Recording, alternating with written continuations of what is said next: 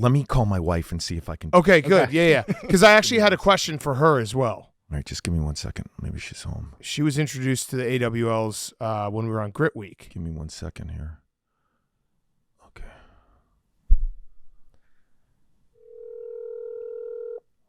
Please. Come on, pick up. Please. On today's Part of My Take, we have our fantasy football preview with the one and only Jerry O'Connell in studio. He took the red eye to get here. It was great. It's great to see JOC, Mount Rushmore of Part of My Take guests. So we did it all. He also had a nice poem for Hanky. We're going to do the Mount Rushmore of everything. We're very close to having Mount Rushmore season end.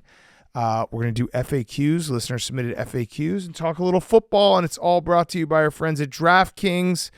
We had the appetizer last week. Now it's time to feast. College football is back. Don't miss any of the action. Jump in at DraftKings Sportsbook. It's a full slate of games for week 1, including the big matchup in Atlanta between the preseason number 1 and number 16. Clemson and Georgia are playing on Saturday. It's super easy for first-timers to get started. Try betting on something simple like picking a team to win. Go to the DraftKings Sportsbook app, select your team, and place your first bet. This is going to be DraftKings' biggest college football season to date. Enjoy the ride, now all the way through the expanded playoffs. And for all newbies getting into college spirit, here's something extra special. New DraftKings customers bet $5 to get $200 in bonus bets instantly. Score big with DraftKings all college football season long. Download the DraftKings Sportsbook app now. Use code TAKE. That's code TAKE for new customers to get $200 in bonus bets when you bet just $5 only on DraftKings. The crown is yours. Okay, let's go.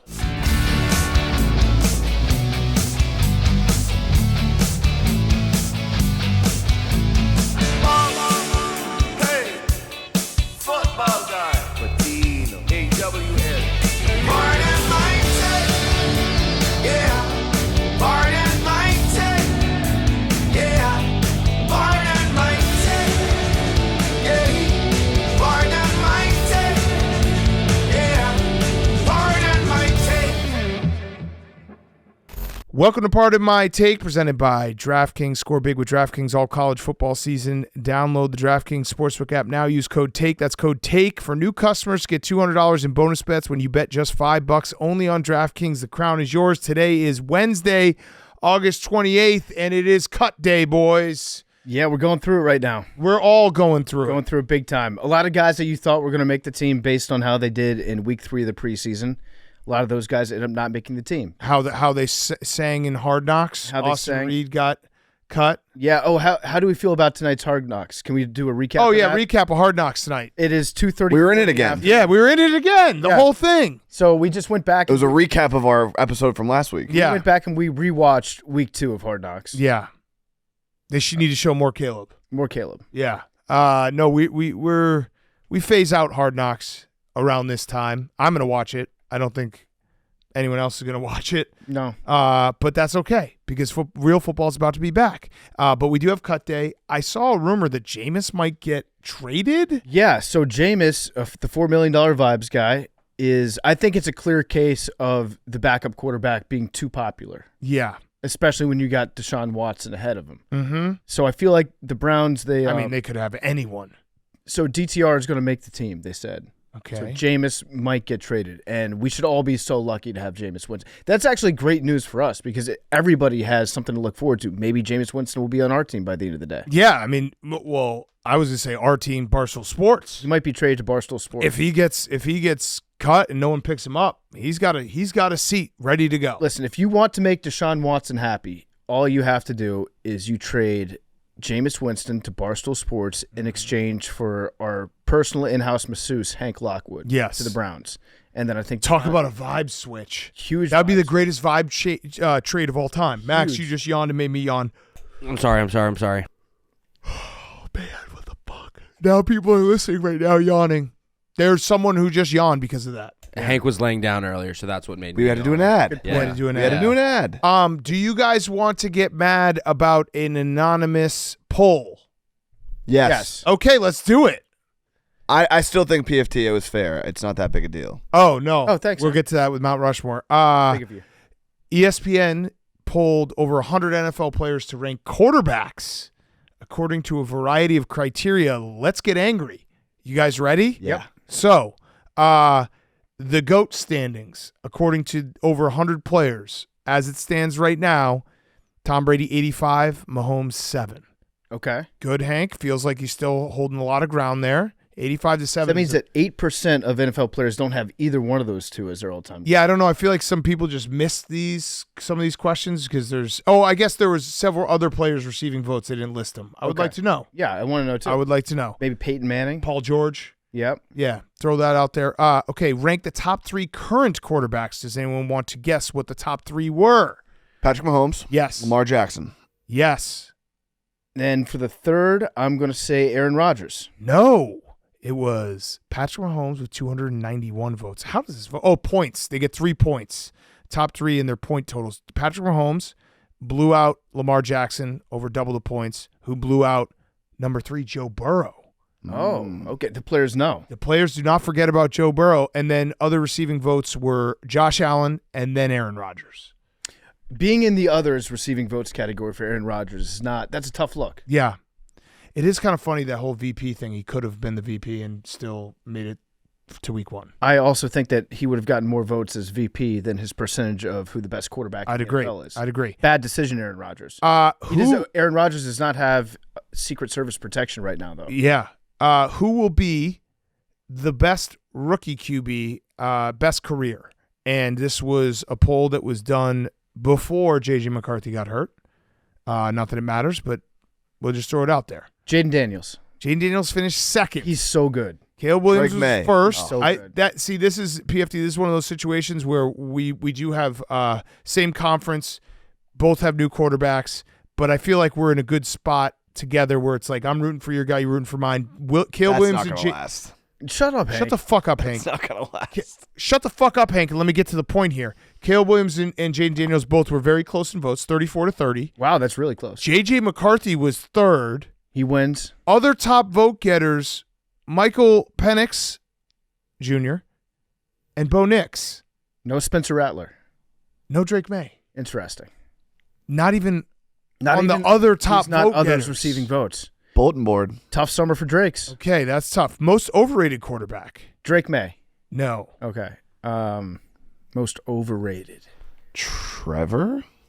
Josh Allen actually won it. Was number 1, but there was someone more important, number 2. Only actually 2 people tied for second. A vote behind. Deshaun. No. Tua Ooh. Tua's on the list. and Jalen Hurts. Ooh. I was going to say Dak, but he's properly rated at 17. number 17. Yeah, 17. Jalen Hurts. I love Overrated. every single second of all of the Jalen Hurts slander this offseason. Is there a chance He was hurt last year. He wasn't himself. You said it yourself. Brandon Walker had this question to our coworker Connor Griffin, who's also a Philly fan. He said that at some point this season you are going to utter the words, Jalen Hurts is a bum. No. Do you think you will utter those words at any point? I think you uttered them last year. No, I didn't. At any point, not even in the heat of passion.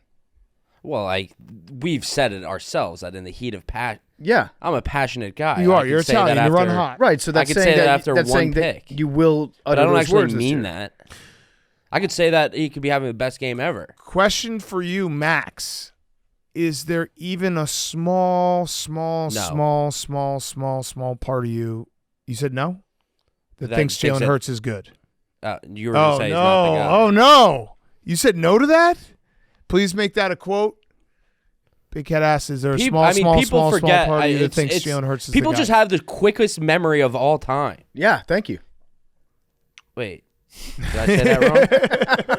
Did I say that wrong? Yeah, appreciate quickest that, Max. memory. What did I say? What You said the I quickest mean memory. to say? You meant the shortest memory. That's the same thing. Shortest. No. People have a short. I mean, he Max played, is moving. Max is cut him some slack. You're moving right now? How long is this move? Moving sucks. Yeah, I'm but never how long like, is it? I mean, I had to move my girlfriend from New York to Chicago, and then she moved into my place, and we moved into a bigger place. I got to unpack like 50,000 boxes.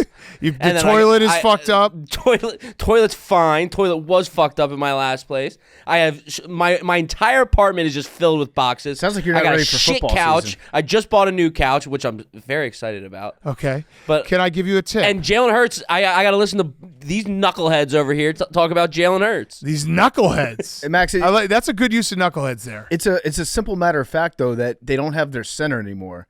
And Jalen Hurts' best play was the quarterback sneak right behind his ass. He's got to learn an entirely new ass.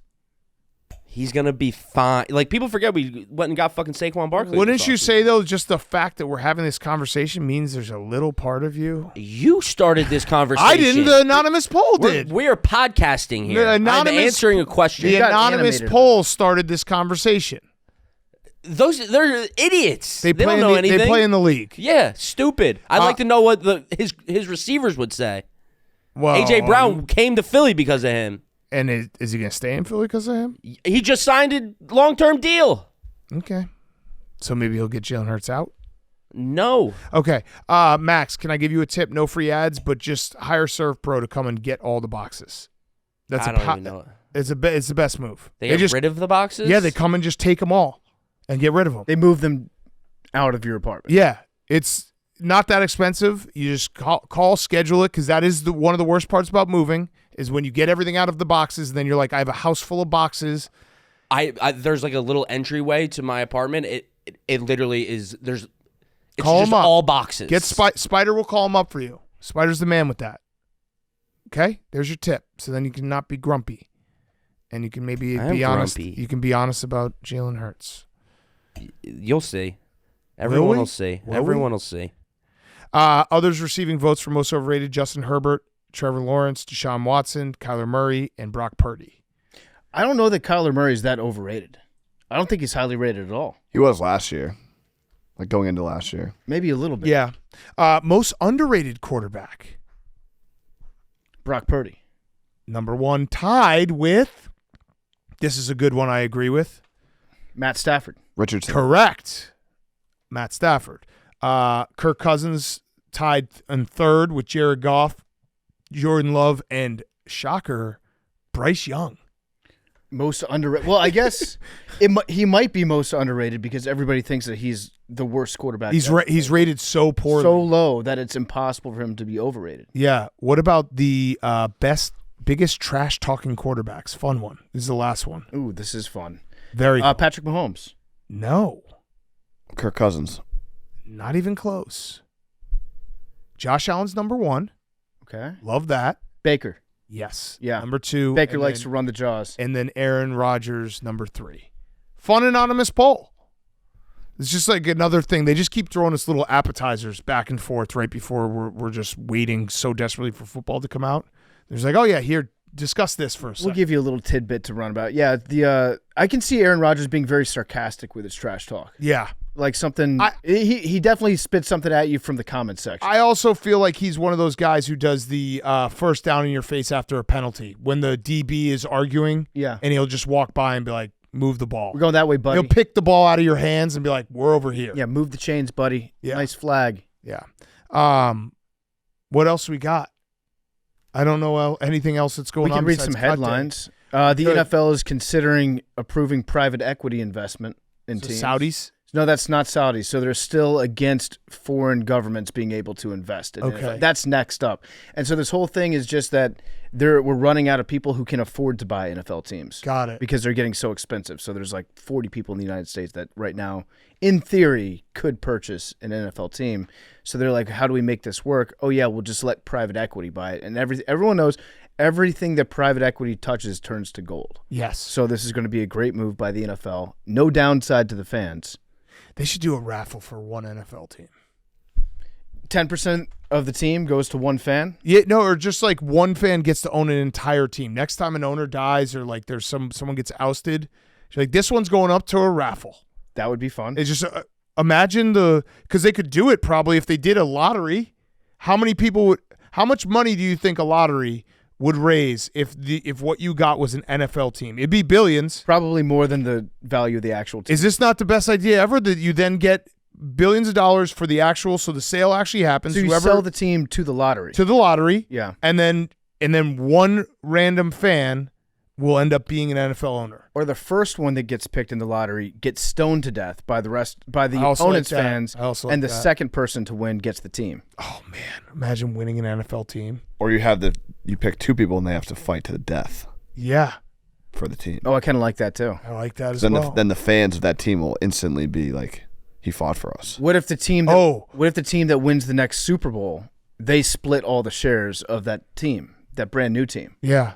What if it's instead of fight to the death, the two fans have to start a quarterback for their team during the preseason? It's who can last the longest. I like that too. That would make preseason who can fun. Survive the longest? Yeah, who can basically just keep going out there. That's not a bad idea either. Man, I think we just solved the NFL's viewership crisis. Yeah, we're in trouble. We've been in trouble. This year, I think the NFL's back. It's too bad. If we had this idea for the NBA, Adam Silver, we just have to post it under, like respond to one of his tweets, and he'd probably be like, "This is a great idea." Okay, if the NFL fan winning lottery idea was, it has to be a fan who is delinquent more than $50,000 on child support. Yeah, well, that's part of it too. Is that when you go buy the lottery, you get arrested. You get arrested. For it, yeah. But NFL, Roger, think about it. Maybe it's an expansion team.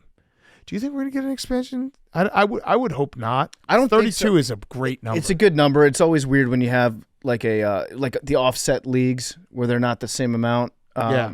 I don't know what's the next team. Everyone keeps talking about San Antonio. Now that Las Vegas is Las Vegas, that was the one boogeyman that every owner could point to and be Las Vegas is Las Vegas. We'll just move to Las Vegas. Well, it was L.A. too. So San Antonio, double L.A. Yeah. Now San Antonio is probably the next one out there. I feel St. Louis. I feel like they're also would just throw out a third team in New York. They're always or Chicago. There's been talks every now and then about that. Imagine if the second team in Chicago was just awesome. Yeah, they're really good. Give Pittsburgh. That's exactly what would happen. I've always said give Pittsburgh a second team. Yeah, it's a football town. Yeah, absolutely. Youngstown. Yeah, put one in Alaska.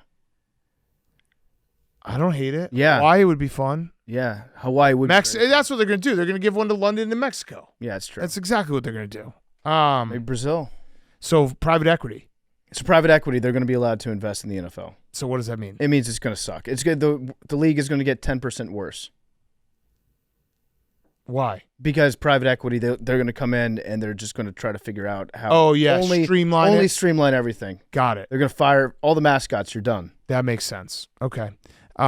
Anything else going on in the sports world before we do our Hot Seat Cool Throne and Mount Rushmore? By the way, we have a big college football preview coming on Friday with Brandon Walker, so it'll be fun. Mm-hmm. And we're going to have more football previews, NFL preview coming next week. We're going to do Tuesday, Wednesday, Friday shows. Tuesday, Wednesday, Friday shows. That's what we do. We work extra hard that week. Oh, Kadarius Toney has been cut. Oh no. So yeah. The Chiefs just became Super Bowl champs. Yeah, again. well, this is also very bad news for anybody that's playing against the Chiefs because Kadarius Toney was one of your better players if you were playing against the Chiefs last year. Yeah. Just by him no longer being on the Chiefs. What was his WAR? It was probably like -2 last year. Yeah, no, it was. I mean that opening game, the Lions game, that was he lost at least 2 full games. He lost 2 full games. 2 full games as wide receiver, which is very hard to do. Do we think that we don't give enough, not credit because it's not credit yet, but the storyline that the Chiefs could make history this year? Have we not talked about it enough? What do you mean? No team's ever won 3 in a row. I mean, I think the Chiefs are. We've been glazing pretty hard. I understand, but I'm just saying no team has ever won 3 in a row. If they win 3 in a row, that's going to be. I mean, it feels like one of those records that probably will never be touched just because it is so hard to win 1 Super Bowl, let alone 2, let alone 3. I honestly forgot that the Steelers never did it. Nope. I thought that Cowboys didn't do it. Steelers didn't do it. Patriots didn't do it. There was always that one little year in the Cowboys and the Patriots, and I believe the Steelers as well won 3 out of 4. But 3 in a row is really fucking hard to do. Are we not talking about it? We should talk about it more. We should probably talk about it a little bit more. I like the Chiefs over this year. Yeah. Who was the closest? I mean, the Cowboys in 94, did they lose in the NFC Championship game to the 49ers, I believe? That sounds right. That would probably be the closest. But I'm sure there was a... I mean, the Pats lost to the Eagles, but if they had won that... No, that wasn't for 3 in a row. Oh, I guess that was. That would have been 2. Yeah. Yeah, you're right. No, that was a very close game. You're absolutely right. Pittsburgh did not go 3 out of 4. I'm actually wrong. They went 4 out of 6. Okay. So they had 2 years in between. Miami also had 2 in a row and a chance for the 3rd. I don't know where they finished way back in the day. But yeah, 3 in a row would be pretty crazy. That'd be cool. We'd have to be like the Chiefs are bad for the NFL. 3-peat. Also, kind of the way you could also talk about it is there's 0% chance. Because it's never happened before. Because it's never happened, and if you know anything about gambling or life, if something's never happened, it will never happen. Yeah. That's how I go. So what are the Super Bowl odds right now? I think they're 5-1. Or like 5 or 6-1 on DraftKings. I might ride. Yeah? I might ride. You gonna get in on it? I might get in hard on that, yeah. But that's also one of those ones that, remember last year they went from odds-on favorites to then time it out, like 10-1. Let them lose a couple games. Yeah, I think the Chiefs are definitely, they're 5-1 on DraftKings right now. The Chiefs are definitely in that mode of like the Tom Brady Patriots where it just doesn't matter until like Kelsey could suck and then he's like, all right, I'm gonna play now because it's the playoffs. I'll tell you what I'm thinking about betting on is Lamar Jackson to win MVP because I think he's like 16-1 right now. Oh, back-to-back MVP. Yeah, it seems like just purely from an odds standpoint, it seems like a good bet. How weird. I watched the Steve McNair doc last night. Have you guys seen it? I've not seen that. It wasn't great. It was kind of weirdly done because I didn't realize this, but there's a lot of conspiracy theories or just murkiness around his death. Yeah. They didn't touch on it till the last 5 minutes. It was just about his life. It was about his life, but it was also Jeff Fisher was great. It just jumped around a lot, and it just felt like at the end they told us, oh, hey, we actually don't know if this is actually how it went down. Okay, documentary over. But I was thinking about it. It's so crazy they gave out 2 MVPs that year. It is wild, in right? 03, Peyton and Steve McNair both won MVP. I feel like that'll never happen again. So weird. That's not MVP. Steve McNair was awesome, though. He was. He was such a fucking tank. So, yeah, I mean, it sounds like maybe they made that documentary and they had something they wanted to put at the end. And then for legal reasons, they cut it. And like, I guess we can't get into this. I don't know. It was the rare documentary where it was only 1 episode, 58 minutes. And I was like, this could have been a 2-episoder. Like because usually with documentaries now, they just stretch them for way too long. This one was the reverse. It was like, do an entire first episode about Steve McNair and like coming up and his story, finishing 3rd in the Heisman voting at Alcorn State was insane. Yeah. Do that whole thing, then do the football, then do the death. 3 episodes, I'm good with it. Yeah, he was a monster. I'm looking at the MVPs right now. Lamar is 18-1 to win MVP. So I think I'm hitting that right now. Right now. 18-1. Same odds as Dak. Maybe they know. I'll tap that with you. They might know something about his ass. Maybe they know what's been plaguing his ass. You know who I like for MVP? I like Jalen Hurts 14-1. It's pretty good. I do. 14-1. Yeah, I like that a lot. For Eagles MVP. 14-1 for MVP of the Philadelphia Eagles. I also don't hate. You know what? Another one I'll throw out there. I don't hate Matt Stafford 30-1. Because it feels like he's due for the everyone, just picture yourself. Actually, well, maybe not the first week because they're playing the Lions and that's too early. But picture early October PFT. Let me look at the schedule. I'm gonna give you the Matt Stafford visualization right now of how this can happen. We're gonna go to. Hold on, I'm gonna pull it up. We're going to go to, let's say, early to mid-October. You turn on your TV. It is Rams versus Vikings. So Vikings are not great. Rams, you know what? Actually, let's go in November. It is Rams-Dolphins. 2 explosive offenses. Monday Night Football. Joe Buck comes in with his big-ass head and his terrible hair plugs. Where's the game? The game is in L.A. Okay. I love L.A. Randy Newman. We love it. So that's the intro. Mm-hmm.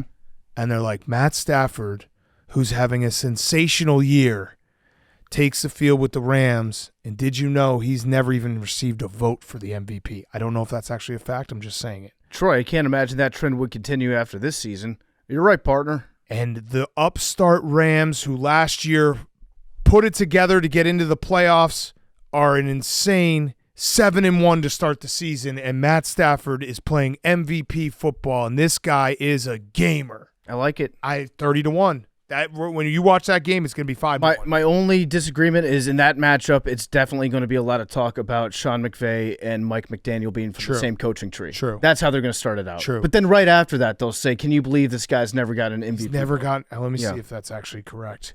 But I think this might be a narrative year with Matthew Stafford where it's like, one of those, hey, do we appreciate him enough? I do think the Rams are going to have a really good offense this year. Do we appreciate him enough? That kind of stuff. Mm-hmm. He won Comeback Player of the Year. Is that CPOY? No. Yep. Is that? Yep. Why did he win Comeback Player of the Year? I think he came back from being on the Lions. Oh. That's weird. He played the whole year. He played the whole year before. Sometimes if you just stink for a year and then you come back and you play good, they're like, okay, yeah. Like Joe Flacco. Yeah, Joe Flacco came back from being on the Jets. He was, I guess, they were 4-12 and then went 10-6, and he won Comeback Player of the Year. Yeah. He did receive at least one vote for MVP, but it was 4 votes in his rookie year. Or not? Yeah, no, sorry, not his rookie year. That was last year. He received 4 votes. So we'll just pretend that the 4 votes didn't happen. Okay, what if at that game he's never finished higher than 8th in MVP voting? You know Can you believe that? You know how they always like zoom in on the players' parents or like a close friend of theirs or their wife that's in the stands? The camera does a slow zoom in on Jake Felt. Yeah. This guy played high school football with Matt Stafford. Yeah. This guy was actually better than Matthew Stafford, who's the MVP of this season. 5 touchdowns. Visualizations are fun. It is fun. It's very fun. Right now, what that was an exercise in teleporting into the future. Also, visualization for that game, over-under was 52. I hammered the over. Final score, 20-13. I just took that. I took Stafford. Stafford? The visualization Stafford. worked. The visualization. It's narratives. It's narratives. Yeah, I don't know. It didn't. It seemed too good for 30-1. Right. Especially they win primetime game on Sunday night to start. They're playing at the Lions. He's got some big games. Think about this with Lamar. Lamar at 18-1. You know that you're at least going to be in the conversation. That's November. A fact. Also, Stafford has a bunch of primetime games. They play the Dolphins on November 11th, and then they play the 49ers. It says 7:15, so I assume that's an ESPN game, maybe a Thursday night game. It is a Thursday night game against the 49ers. And, he's got some – and the Eagles. They play the Eagles Sunday Night Football, November 24th. Narratives. We also have the NFL deciding not to use the electric measuring system instead of the chain gang. Thank God. Which is good because we like the chain gang. Listen, we're very dumb, but sometimes the way that we watch football is very smart in that we can tell you, oh, I like this is fun, versus no, that's too much technology. Yeah. And the chain gang is a part of football. I like having old guys who are 75 years old. They're wearing that white hat that doesn't fit them correctly. The giant black vest with the X marker on it. I like that guy waddling out onto the field and holding up a chain next to a football. Stretching it out. Yeah. Yeah, to determine. And also, again, it goes back to if you're rooting for either team in that situation, that's another win that you get during that game. When the chain's on your side, that's a bonus play that you get to cheer for. That's huge. We did it. We were the ones who said that we were going to fight for it, and boy, did we fight. We fought. We fought hard. We talked about it on a podcast one time. Yeah, and forgot about it until this very moment. Okay, let's do Hot Seat, Cool Throne. Then we have Mount Rushmore of Everything and an awesome interview with Jerry O'Connell. Hot Seat, Cool Throne is presented by Coors Light. Fans of even the biggest rivals agree on one thing, the mountain cold refreshment of Coors Light. When rivalries start to heat up this season, choose chill and reach for a Coors Light to keep things cool. Rivalry getting a little overheated? Choose chill with Coors Light. When you're looking to keep it chill, there's only one beer to choose, Coors Light. The mountains on the bottles and cans even turn blue when your beer is cold. So you know when your mountain cold refreshment is ready for you to choose chill. When things heat up, choose chill and then open up a Coors Light. Even the biggest rivalries agree when it's time to cool things down and enjoy the game, you choose chill and then reach for Coors Light. Get Coors Light delivered straight to your door with Instacart or gopuff by going to CoorsLight.com/take. Celebrate responsibly. Coors Brewing Company, Golden, Colorado. Coors Light is the most delicious beer, the coldest beer out there. Thank you to Coors Light. Hank. Honestly, it's Boeing. Boeing? Boeing. Why? Boeing? Another Boeing explodes What? during maintenance at an Atlanta airport, killing 2 Delta employees. Another Boeing exploded. What the fuck is going on? Did that plane have information relating to the arrest of Hillary Clinton? I don't know, but I feel like they should be on a hotter seat. I think it's like, Agreed. I wish I knew if I was flying on a Boeing or not. I think you can't tell. Yeah, you How? absolutely You can tell. look at your app. Look it up. All right, I'll well, tell you right away. but what are you going to do? You're going to change to a different, like everything's a Boeing. Yeah. They should be on a hotter seat. So I'm putting them on the hot seat. I'd agree with that. Allegedly, but don't kill me. Yeah, Hank is Haha. very happy, not suicidal. Oh, looks like the tire exploded. Shit. Well, that's 2 people dying. That's terrible. So Hank is just pointing something out, but again, he's not suicidal. Not suicidal. I love my life. Do you? Everyone listening to this podcast says that. Yeah. Like Hank's a happy-go-lucky guy. Yeah. I am in my own personal mind. You're not trying to take that ultimate vacation, Hank? No, not yet. Although summer is over. But we got next summer coming up. So it's next summer. You're already looking ahead? I'll be honest. I'm looking at Christmas. I'll throw one thing out there. I am already looking ahead to Chill Week next year. That was Chill Week like was one of the great. best things we've done. Camp Week was great too. Camp Week was two great. editions of good vibes weeks. Yeah. All the haters out there that say that all Hank does is complain. Hank, you're demure. You know that? Oh, are you demure? I No. think Hank is the I most, saw that. I saw Hank's the that most- TikTok trend. he's the most demure person on this podcast. To find demure. What's the other word she uses? Language and Demure. Language of origin, TikTok. TikTok. what's it mean? It means demure. Demure. I learned about Taiwan yesterday. Demure today. What is it? What's the definition? If you have to ask, you might not be. I'm gonna just guess off the top of my head. Can you Demure use it is in a reserved, sentence that's not your reserved, demure? modest, and shy, typically used of a woman. It means unbothered. You are demure. You're a chick. You choose classy over trashy. That's facts. And isn't the lady's name LeBron? Isn't she the one that's making it famous? I believe so. Yeah, Hank and LeBron have a lot in Very common. demure. What is it? What's the original video? I honestly hate that word. Why? Whoa. I never understood what it meant, and every time people use it, I just hate it. You never were like, hey, I can just look this up real quick. No, but it's like You get no. Hank gets angry at words. Don't use words I don't know. No. That's not it. It's just the trendy, like when people just hop on. I guess I am maybe just a hater, but it's I like, didn't.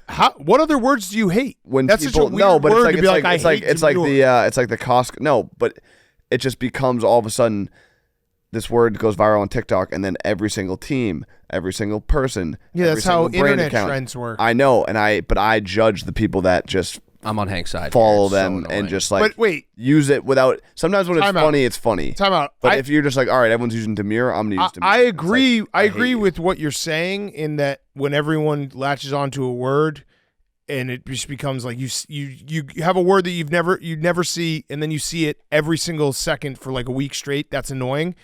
But do you specifically not like the word demure? No, just the usage of it. Yeah, God, Just the people that are using it. I thought you were triggered by just the No, word demure. no. you know that something's up when you've never heard a word, and then all of a sudden you hear it 3 times in the same day. Right. Yeah, and like, Wait, is the world conspiring against me with this word? and obviously this has happened, over the last 5 years. But every brand and team account has gotten super cute, and it's like they just are the first ones to hop on Chuggy. and kill it instantly. Yeah. Yeah, very they're- cutesy, very mindful, very demure. Oh, that's the that's TikTok. what. That's what. Okay. They, And you that's actually what they kind of said. Wait, I crushed it. Do the what kind of look. do the amigliata. What's your drink of choice? What is that? No, this Spagliato. there's so many things that Prosecco. happen. I mean, that one is old, but I just said it that Hank recently. Wait, what's the last one? Ooh, stunning. See, like, there's so That many, one's funny, there's though. so many things that happen in our day-to-day lives now Prosecco. that are objectively not Prosecco. funny, Correct. But Ooh, because stunning. you've all seen the same video, it's funny. Yeah. And it's also what it's become is it's just funny. If it's funny for like 1 single second, Yeah. then everyone's like, well, this will be funny for the next 1,000 seconds. That's basically what you're talking about. Who do you think is we should do an anonymous poll. Anonymous part of my take poll. Who is the most demure quarterback in the NFL? Reserved, modest, and shy, typically used of a woman. Deshaun Watson? Reserved, modest, and shy. Justin Herbert. Yeah. I think he's the most demure. Dak? Jalen Hurts. No. Jalen Hurts is demure Shut as the fuck. fuck up. No, he's not. Yes, he is. No, he's not. He's not. He's not demure at all. He's got a fucking ass that he flaunts everywhere. Brock Purdy. He's Brock literally Purdy's just demure. existing with that ass. Well, what that ass do? All right, Boeing. My cool thumb's Pup Punk. Okay, Thank you. back. Back on tour this weekend. Oasis. I think we might have to break Hell this yes, basis. you have to. Me and Roan will just scream at each other in Liverpudlian accents, yes. throw bottles and shit. Manchester. Oh, they're not from Liverpool? Pretty sure I'm pretty sure you're going to get fought over what you just said. Okay, what part of London? I think you're about to get What part of beat the fuck what up. part of London is Manchester? Because I know that Liverpool is West London. I think it's South London. Okay, South London, Manchester. Manchester. Okay, my mistake. I just I don't know my London. Yeah, neighborhoods. they're from Manchester. PFT. Oh my god. Okay, didn't know my London They're neighborhoods. gonna get apologize. because Liverpool is like. That's where the Beatles are from. Well, that's also Liverpool is one of the places in the UK that I feel like it's like someone from Texas. Yeah, they're like fuck you. I'm not from England. I'm from Liverpool. Yeah, if someone was from Texas and you're like, oh yeah, they're just a Yankee. Yeah, Patty the Batty. New York. Yeah, Yeah, right. that type of vibe. My mistake. So yeah, Manchester accents. But yeah, it'll be fun. DC Friday, Philly Saturday night. Tickets on sale. Pup Punk Rocks RAWX.com. Love it. And maybe some guest appearances. After parties. After party at Barstool Sansom in Philly. Awesome bar. Yeah, should be good. Love that. Max will be in Philly, but he will not be at the show. He's moving. He's you're- moving. He's moving. He's I have a moving. wedding. I have a wedding. I know, but in case people connect any dots and see Max is in Philly, he will not be at the show because he doesn't care about you. That's not true. That's not true. Hank, are you going? No. Would Maybe you I'll go just to the ask for the after after parties? I was just curious if there would be one. Would you like to go, Hank? Where is it? Philly. Where is this The after people in party? Philly Philly DC. go nuts for Hank. Oh my Everyone God, loves him they in love Philly. you in Philly. DC and Philly. I do love the Barstool bar in Sansom Street. Yeah. It's a great bar. Okay, PFT, your hot seat, cool turn. My hot seat is John Cena. Oh, He's on the hot seat big time. retirement tour, John Cena. I don't know if you saw the recent bombshell report that came out in Rolling Stone today, Uh-oh. but apparently John Cena follows multiple white supremacist Twitter accounts. Oh, no. Now, the person that wrote this, I don't know if they saw that John Cena follows everybody Yeah, he on follows Twitter. 700,000 people. I also think you could have found something even more weird or damaging than white supremacist Twitter accounts. Okay. Because there's a bunch of those. I think Follows me. if you had, I don't even follow him. oh really? That's a power move. Also, Follows 857,000. 857,000 Yeah. people. Is this person going to next tell us that Joey Batista follows some white supremacists? Tay Diggs, probably known white supremacist. Yeah. Now, just saying that out loud made me realize John Cena's account should be locked, shouldn't it? Why? Because you can't see him. Oh, yeah, true. You can't see any of his activity. I can't believe that someone actually wrote this story and didn't point out the fact that they just follow every single person. They might have. I didn't read the entire story. I Got just it. saw the first part of it. And they listed the accounts that he followed. But yeah, he follows 800. follows like half of Twitter. Didn't we ask him about that? And he said it's a blessing to be able to see so many different people's perspectives. I bullshit just like that? assume whenever someone does that, they just don't run their own account. Like, I don't think he's ever probably logged into his account. Yeah, that's probably true. Someone else is running it, following everyone. But yeah, somebody else dig through John Cena's Twitter followers and just see how bad you can make it for him. Heaven forbid. All right, so X hate speech is so common that celebs like John Cena follow white nationalists. This is, I mean, they have to mention it, right? Oh, I'm not paying for this article. Never mind. Oh, wait. They have to mention it. I'm sure they do. Okay. Either way, John Cena hot seat. Oh, yeah. They do mention it. Cena follows tons of users on the site, more than 850,000 at this point. What is his timeline looks insane. Somebody should do one of those accounts that updates you on who he's following and who he's unfollowing. Yeah. Because I want to know like who he adds. I actually just want to know how bad you have to be at Twitter for John Cena to unfollow you. Yeah. You know, I don't think he's ever unfollowed. What would stand out enough where John Cena's like, no, not my cup. I'll take the 860,000 other people I follow. What was the chick's name that Kyle Kuzma followed? Shit, I unfollowed her. Fuck. It was Today's? no, it was not something today's. even I better. still follow AJ Teddy's. For research. It was Did she have a kid? shit. AJ, yeah, she did. Wow, congrats. To her. Kyle Kuzma follows. Oh man, it was so funny. It was one of those ones that you just can't follow just based on the username. Like some of the usernames you can get away with because you just, can get a little. Oh, what do they do? Who knows? All right, we'll figure it out. Keep going. Your cool throne. My cool throne is. Hang on, I just got an alert. Oh, here it is. Yep. Ms. Thick Overlord. Ms. Thick Overload. Overload. Ms. Thick Overload. Thick Overload ENT. So she's ear, nose, and throat. I think we knew the last part of that. Oh, I love it. I love it. My cool throne is going to be Angel Hernandez Oh, what happened? because he's not statistically the worst Major League Baseball umpire ever. Who would that be? That honor goes to Scott Berry. He was behind home plate in the last innings of the Cubs-Pirates game yesterday. Mm-hmm.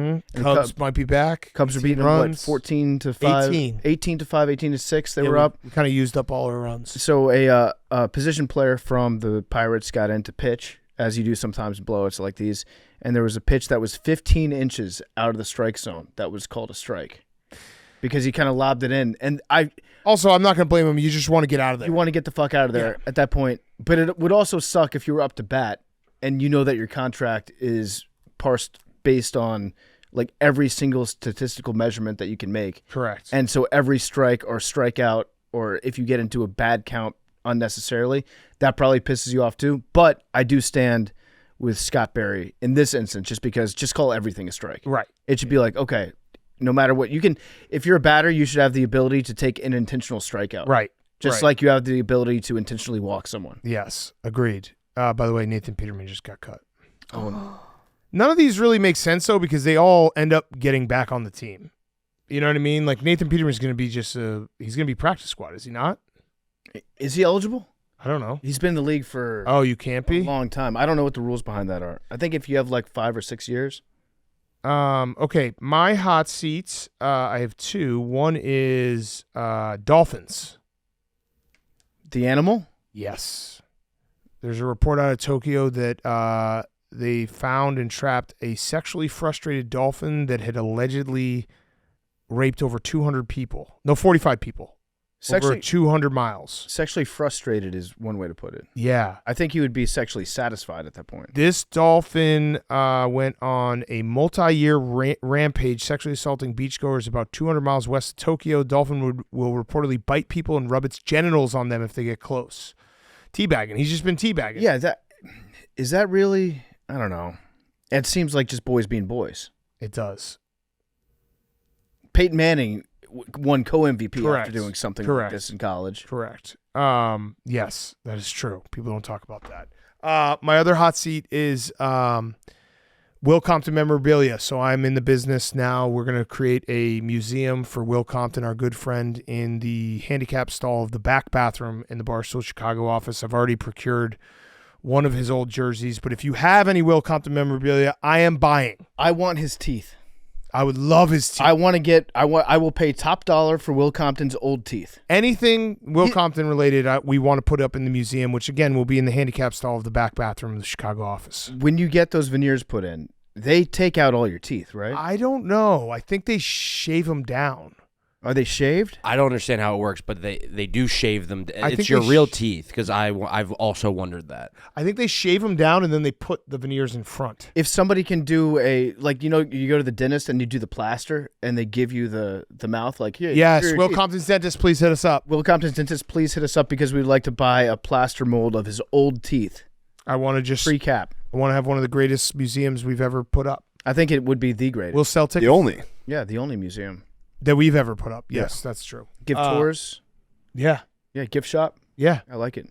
Tours while someone's shitting. Have an That's audio, extra. one of those audio pieces that you can put in. We can just release a podcast, actually. If all You can listen three- to it. Black Friday we'll do a personalized tour while Will's shitting. I like that. Yeah, and we can record it And then that way, anybody that ever goes into that bathroom in the future, they can just play that episode of the podcast, and it's like you're getting the tour of the Will Compton Museum. Yeah. If all 3 stalls are available in that bathroom, Go to Will Compton Museum every time. No, but before the museum existed, are you going for the handicap? Yeah, usually. Yeah. Yeah. In this office, yes. I've just wondered that. I usually do too, but I think the correct move. I've wondered because I've realized that most people probably do that. The correct move, if you're going for least trafficked, is definitely the middle.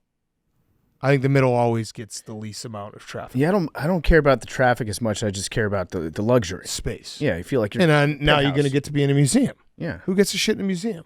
Us. That's us. My cool throne is us, podcasters. Because Jason Kelsey and Travis Kelsey signed a $100 million deal. Love that. Good for them. How does that put us on the cool throne? That means the market value just changed, bitch. value goes up.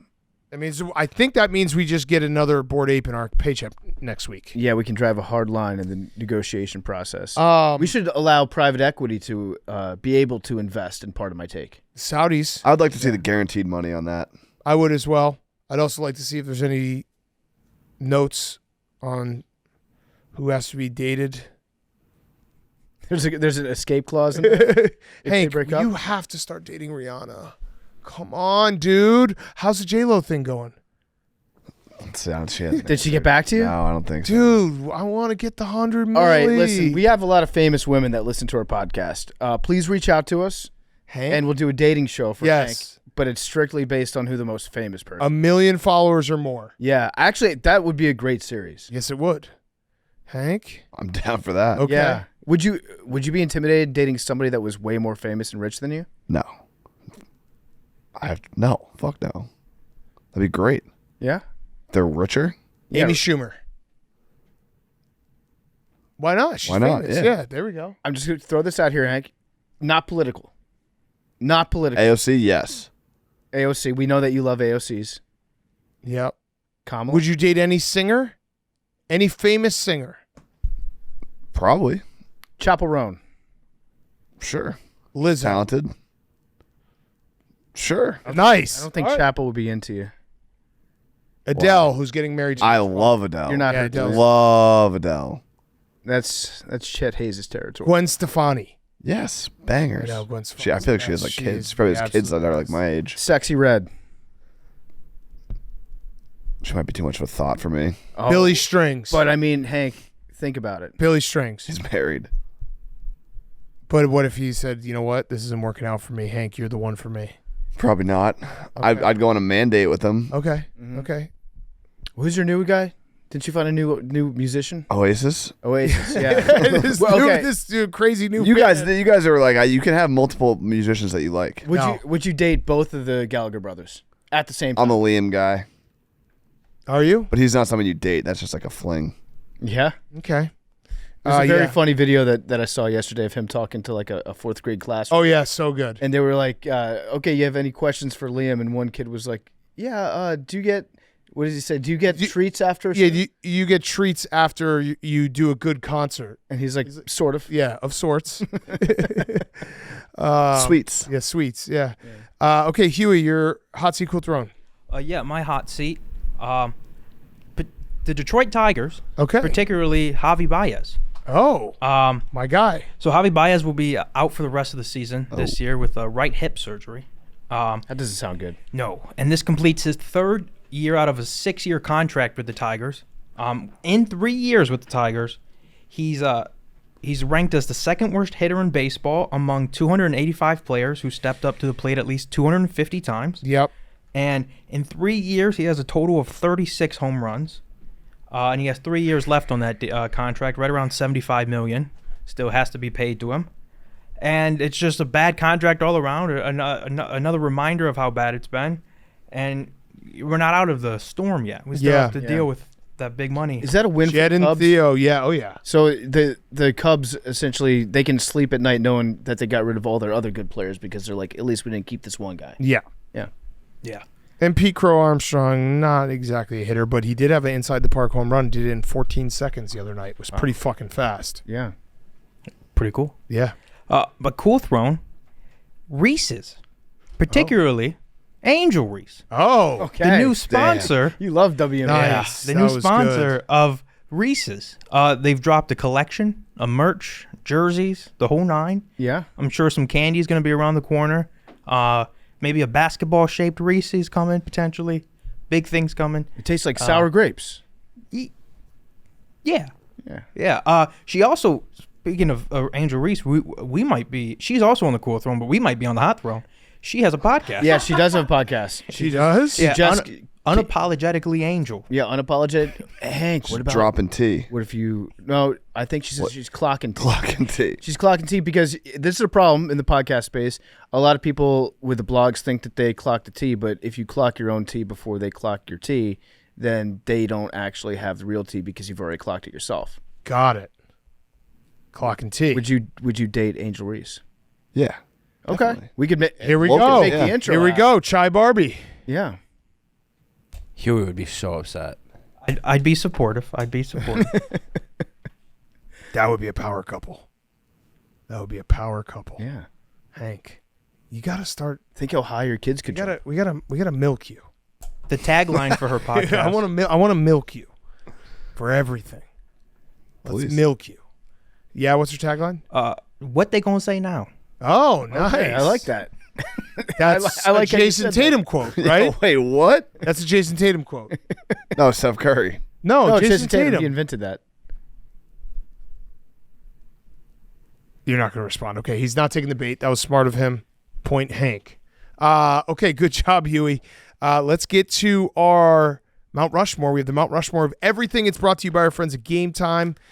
Football season is here, and we can't wait to get out to some games this fall with the help of Game Time, the official ticketing partner of Barstool Sports. You know how much we love Game Time. Now with their brand new Game Time Picks feature, they're making it even easier to get to a game. Game Time Picks filters out the fluff to show you only incredible deals on great seats, so you don't have to waste time searching through thousands of tickets. We were looking at the opening night. We have the Ravens going to Kansas City banner night with the GT Picks feature, Game Time Picks feature. You can get in for $250, some great seats. So go check out Game Time now. Just pull up your chosen event and turn on the GT Picks setting at the top of the screen, or browse the best local Game Time Picks deals near you on your Game Time app homepage.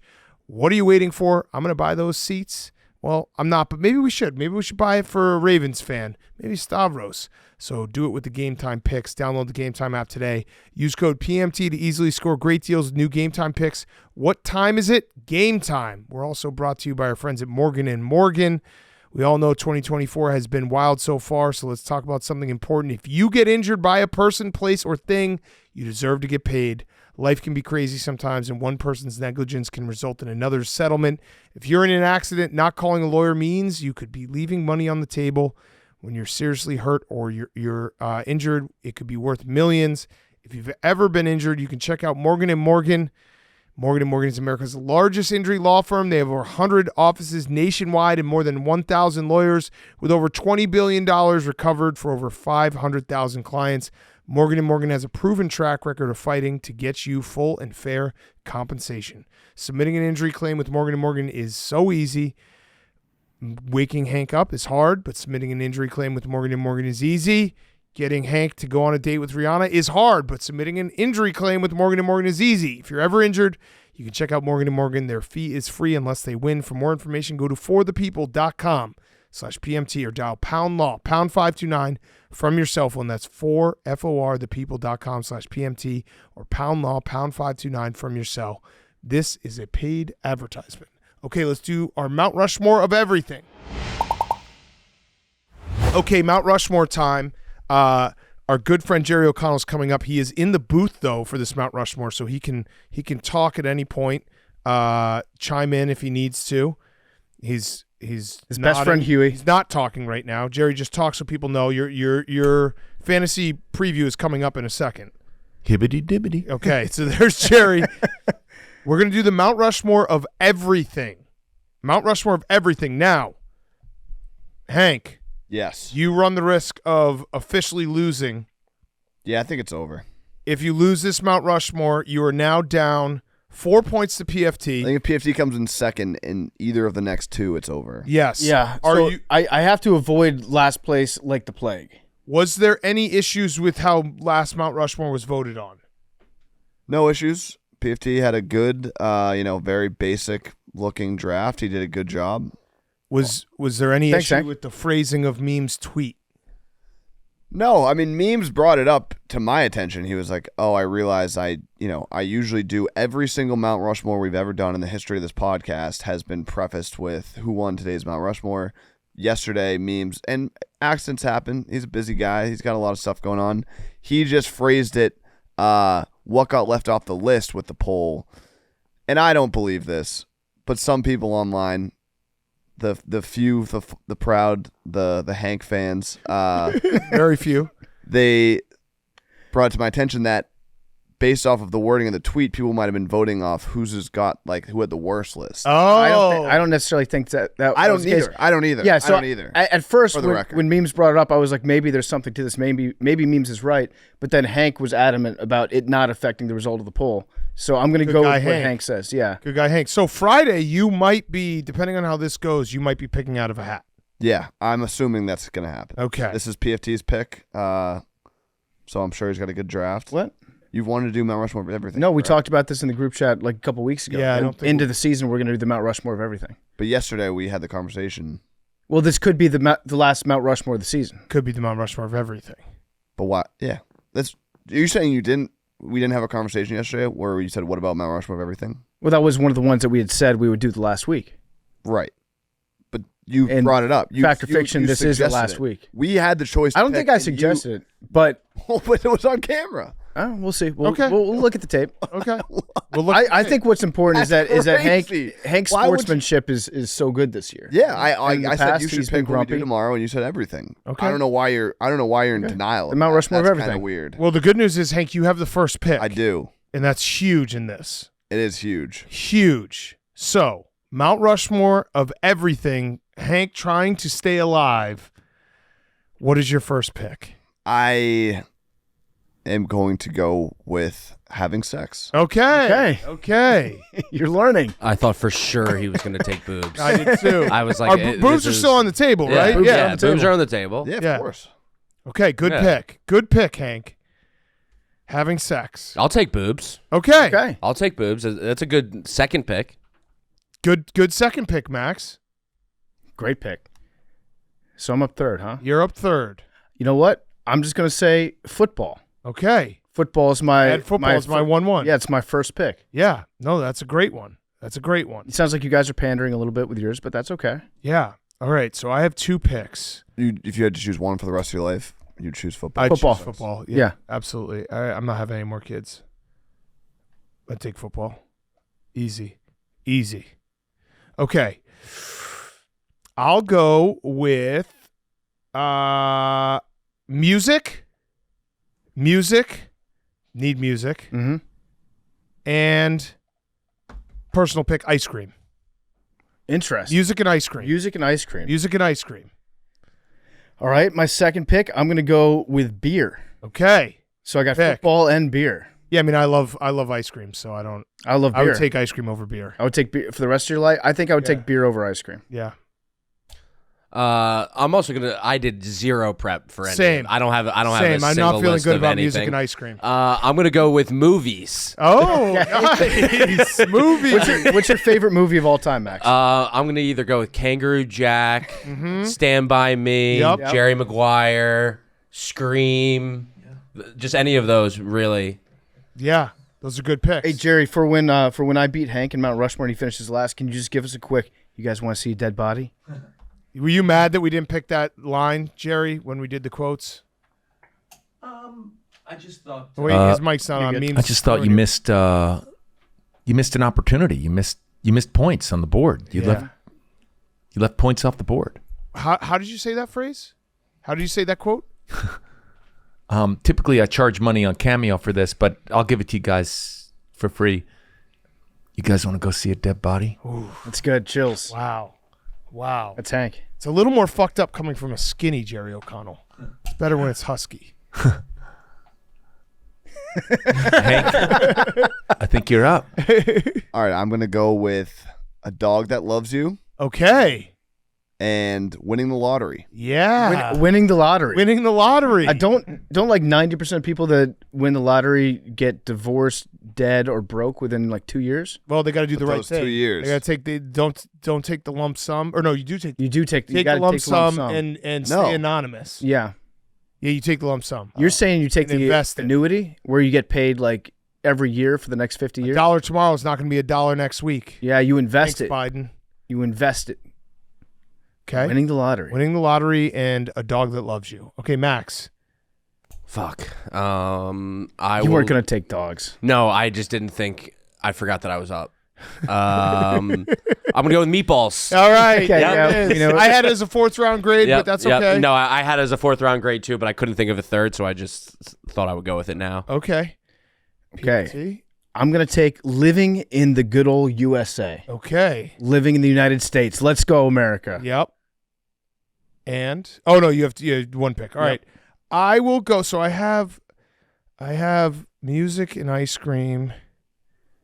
Let me just go. I'll just go drugs and gambling. My last 2 picks.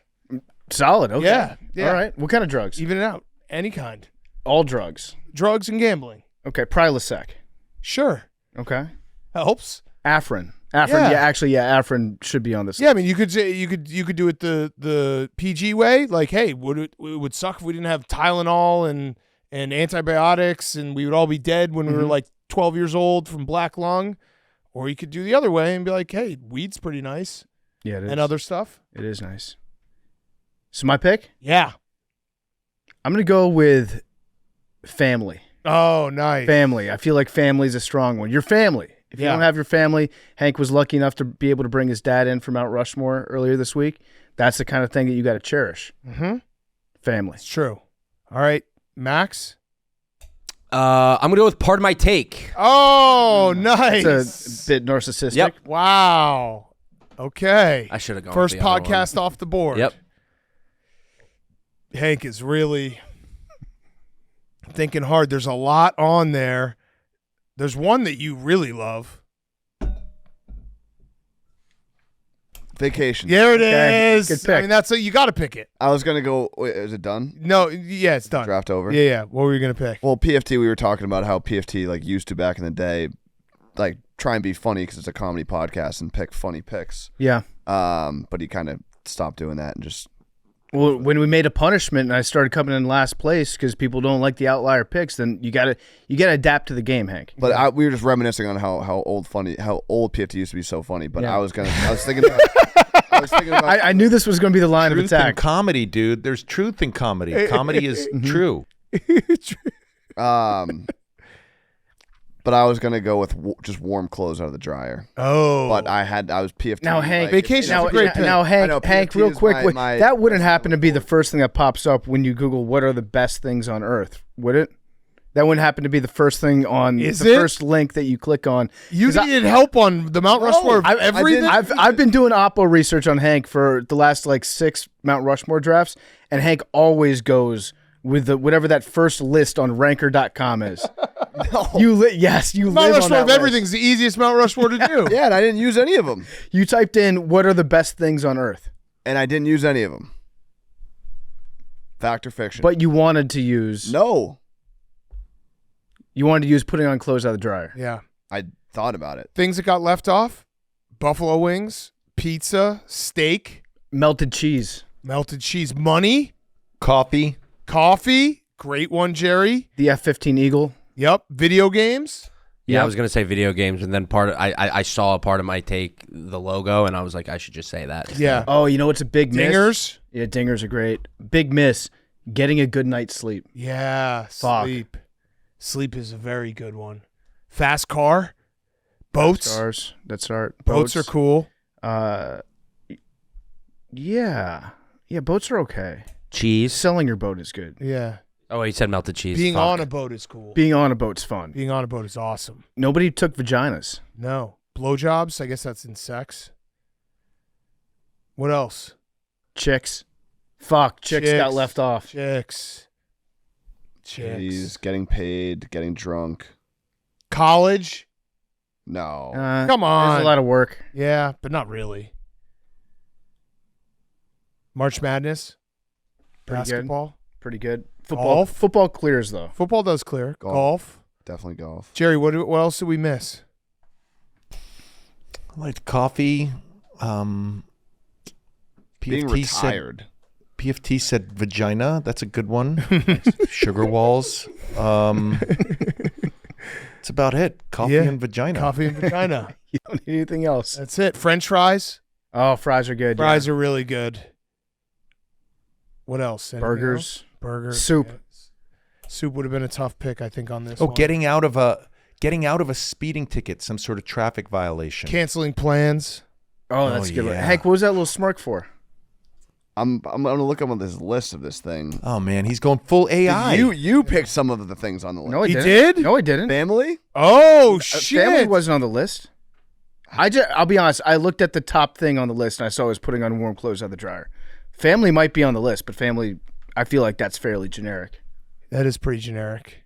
Interesting. No, I don't need a computer to do my list. So do we on yourself. do we remember what's in the hat if we have to on Friday do the hat? It is. We're gonna have to go back and look it up. The 9 darter is not possible. We talked about it. Like a 9. You have one veto. Okay, so that's gonna be the 9 darter. It's Rough and Rowdy Ring Girl. It's and calendar shoot. And calendar shoot. I don't. Well, Rough and Rowdy Ring Girl and photo shoot while you're wearing the Rough and Rowdy Ring Girl outfit. It's winning a season of college football. On Heisman. I thought we agreed that everything should be a stream. Yeah, true. But the Rough and Rowdy is a stream. But All right, what was LeBron's points? LeBron's points.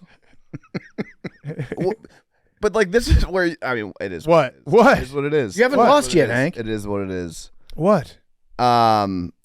We go through these things. We say, all right, we're gonna pick a punishment. Everyone pick a punishment. Then we push it off. Then we push it off. Then we say, all right, everyone pick a punishment. Everyone picks a punishment. We say this is going in a hat.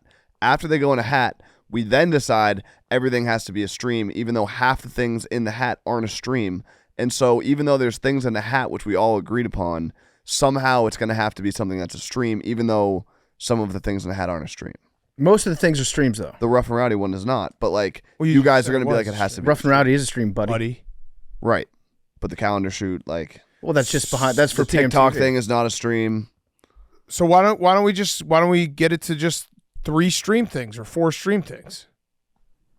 Okay, I know. I'm just saying it is, and I'm obviously lashing out because I have to do the punishment. But it's like we come to this agreement before the punishment, before the season starts for a reason. So then to change it after the season's over. I feel like is you were kind part of the conversation that said it should be a stream. But that still. But like before your moment right now, you were like, yeah, it should be a stream. But now that you lost, you're like, But why didn't we decide this beforehand? Okay, so it's very simple. What other punishments are not streams? I don't know. TikTok what the other one? punishments. I don't know. Jerry, We gotta go back What and do you check. think watching this live happen? What's going through your head? Hank, you want to call your daddy?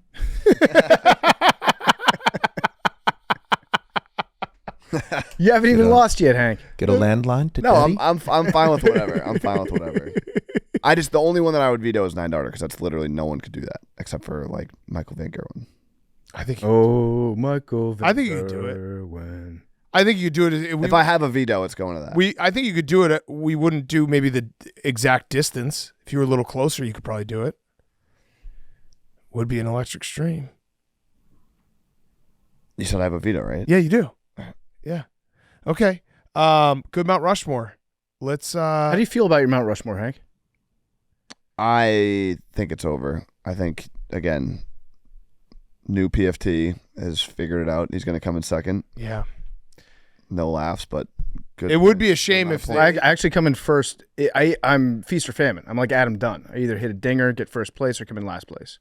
It would be a shame if the AWLs made Friday's Mount Rushmore do or die. You can't. You're skewing the vote. You're skewing the vote. It would be a shame. Election fraud. It would be a shame. I'm not involved. You literally in just Stop said the that steal. it would Stop be a the shame. steal. Yeah. Max, Stop you the agree steal. with me? Like that would be a it real would be shame. such a shame. If And Hank hey, finished first and I'm willing democracy to doesn't matter. take away Stuff some the of my box. points here. I heard that. too. If I want to get penalized for this, I'll get penalized. I heard that you're shipping this podcast down to Central and South America and getting all these new voters in, trying to weigh it for you guys. I don't Like want classic them to lib- vote. I want them to This vote. This is Democrat. This I is want to vote. Libcat. I want At to it vote again. the right way. I want everyone to vote the right it just way. All right. stinks that the Jerry, invite AWLs Big are Cat gonna to your get a next less- Kamala rally and get a one t-shirt less Mount for it. Rushmore. Yeah, one less Yeah. Mount Rushmore. We won't do a Mount Rushmore Friday. No? Well, I mean, if it's over, it's over. True. It'll be over. Good job, Hifty. Congrats. Congrats, Hank, you did great. Thanks. And we'll see what happens with the vote tomorrow. Yeah, I'm sure Memes will get the caption right. It'll be fine. Yeah. Okay, let's get to our interview with Jerry O'Connell. Okay, we now welcome on a very, very, very, very, very, very, very, very, very. I'm not done. Oh man. Very, very, very. Oh, I'm blushing. Jerry. Very, very, Jerry. very,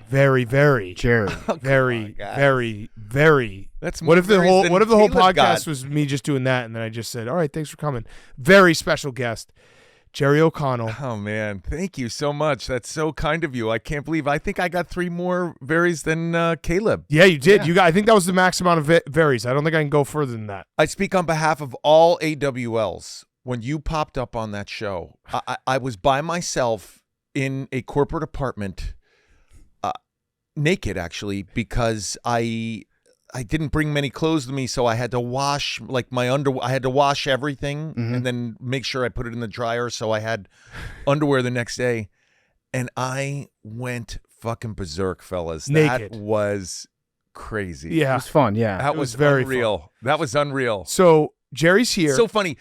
This show has been like our little secret as AWLs, and like it's like big time. I was so proud of you guys. I had an overwhelming feeling of pride, and I got to tell you, as an actor, sometimes you see people moving up, and you're like, oh man, like why aren't I in Deadpool? I go to the gym, and it's so different. Like with you guys, I almost cried. I appreciate cried. it. Thank you, Jay. It was it was very cool, and it was very fun for our fans to see us in a show that we all love and have been watching for a very long time. So Jerry, fantasy football preview.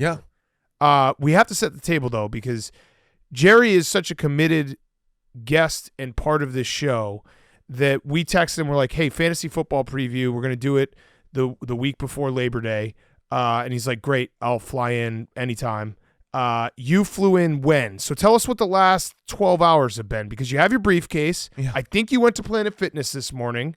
Yeah. So when did you fly in? Are we a Planet Fitness podcast? We No, can we be don't care. now, Yeah. yeah. We're a fitness podcast. Yeah. I have a membership to the old PF, and I can go to anyone really in the world. Universal.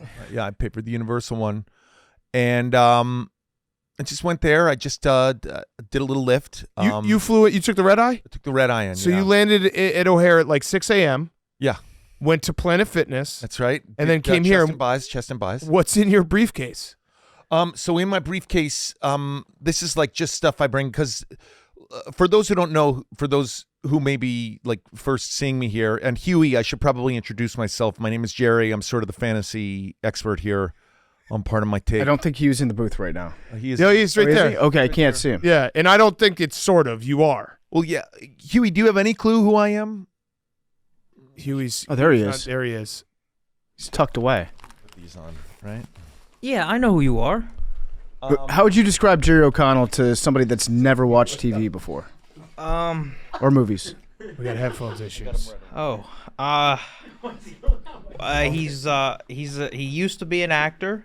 Oh, did you hear that, Jerry? No, no, no. But his big hits were in the past. Oh, boy, this is no, no. Huey, no. come on. He's married Huey. to a supermodel. Yep. Yeah. Fact. Yes. Yeah. One of the That most is true. beautiful ever. Thank you. Yep. And Yeah. and he lost some weight. Okay. Well, yeah. I mean, I didn't. You were fat. Well, I stand was by a me. husky. First of all, I was husky. I was That's never. true. Beard bone. You're a husky child. I was a husky child, and I just grew, you know. But listen, by the way, I should also note that a lot of the people here on this podcast are in incredibly good shape. When I hugged a lot of you fellas this morning, I felt firmness. Yeah. Big Cat are getting the best shape of our lives. We're by about the time to be we're 40.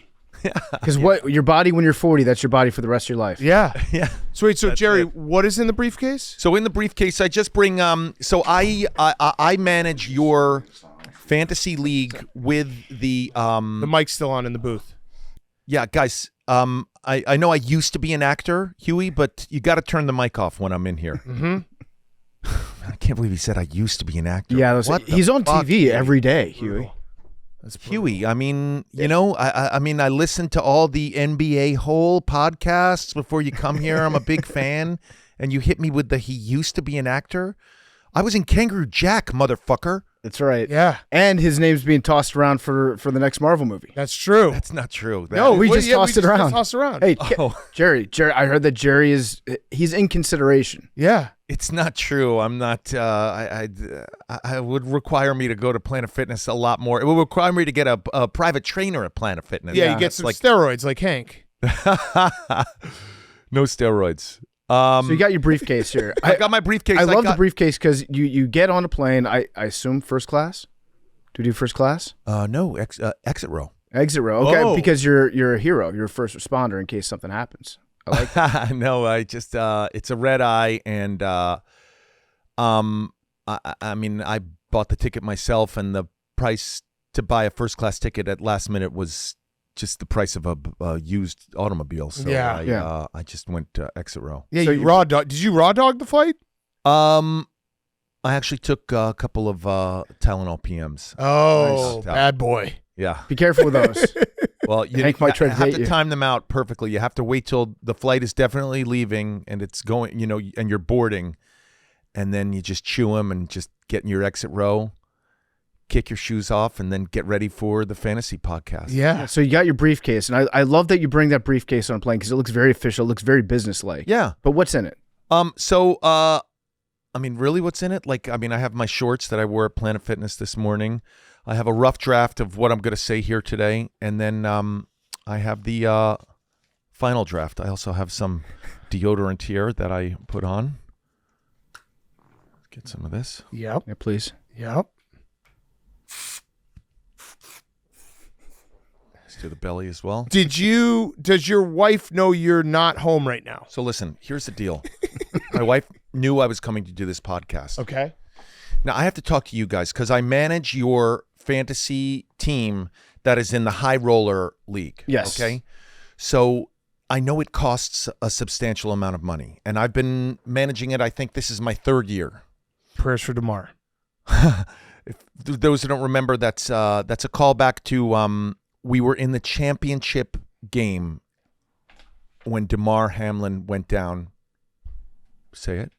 Prayers for DeMar. And we were trailing by, I think, 5 or 6 points. And the person who I was playing said, "That's it, I'm champion." And I was not on the text chain. And we were talking about the negotiations that were going to happen. And the negotiation was they had Josh Allen as a quarterback and we had Joe Burrow. I think it might have been the other way around. We might have had Josh. Either way, we were going to win. I think we had whoever scored first and was getting ready to light it up. Okay, so then we did have Joe. Yeah. Yeah. Because we had Joe Burrow, and then the other person I was playing who I didn't know, but is obviously some sort of celebrity in high roller because the buy-in is pretty significant, said, "I'm the champion." And I was like, no, you got to fight this. Like, you got to fight this. Like, we need to complete an entire game. So then it was decided that the following week we would play Joe Burrow and Josh Allen, and the next week, like, Joe Burrow was playing, I don't know, whoever has a tough defense. Yeah, we got screwed. Yeah. But prayers for DeMar. Right. And we lost. And listen, I want to come here today because you were kind enough to put me on the text chain with all those celebrities. It's not going well. Tossed you in there. I think it's going pretty well. I don't know. I was actually a little bit worried that we were going to get kicked out of the league the other day. And Jerry, I love your initiative. I love your passion when it comes to fantasy football. But with Jerry, you took it upon yourself because you're a self-starter.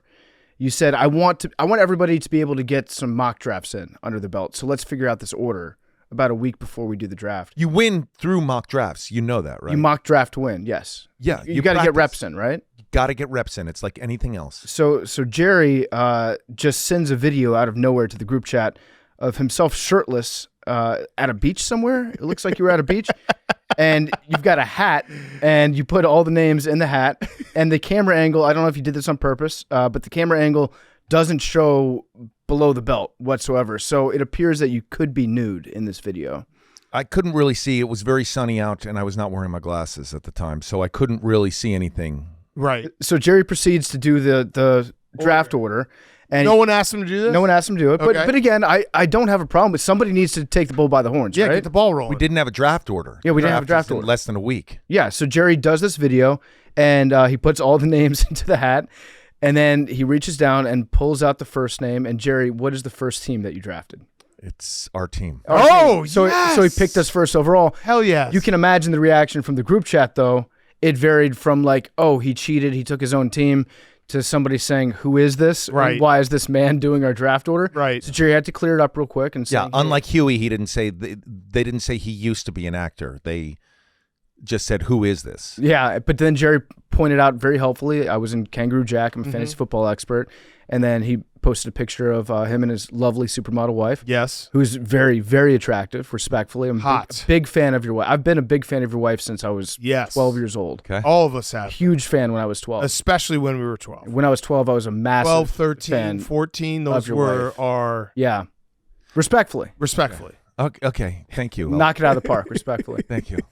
So Jerry does the draft order, and then there's a bunch of pushback against it. And then Jerry hops into the chat to defend himself, and he wins the chat over. Nice. As you do. I think you won the chat over. Eventually, they were like, okay, this guy's funny. I like him. So what's the problem? So there's no problem right now, except we might. I thought for a second we might get asked to leave the fantasy league, but I think you won us back over, and now we're trying to decide whether or not to use Jerry's draft order or if to do a I random. think you have to.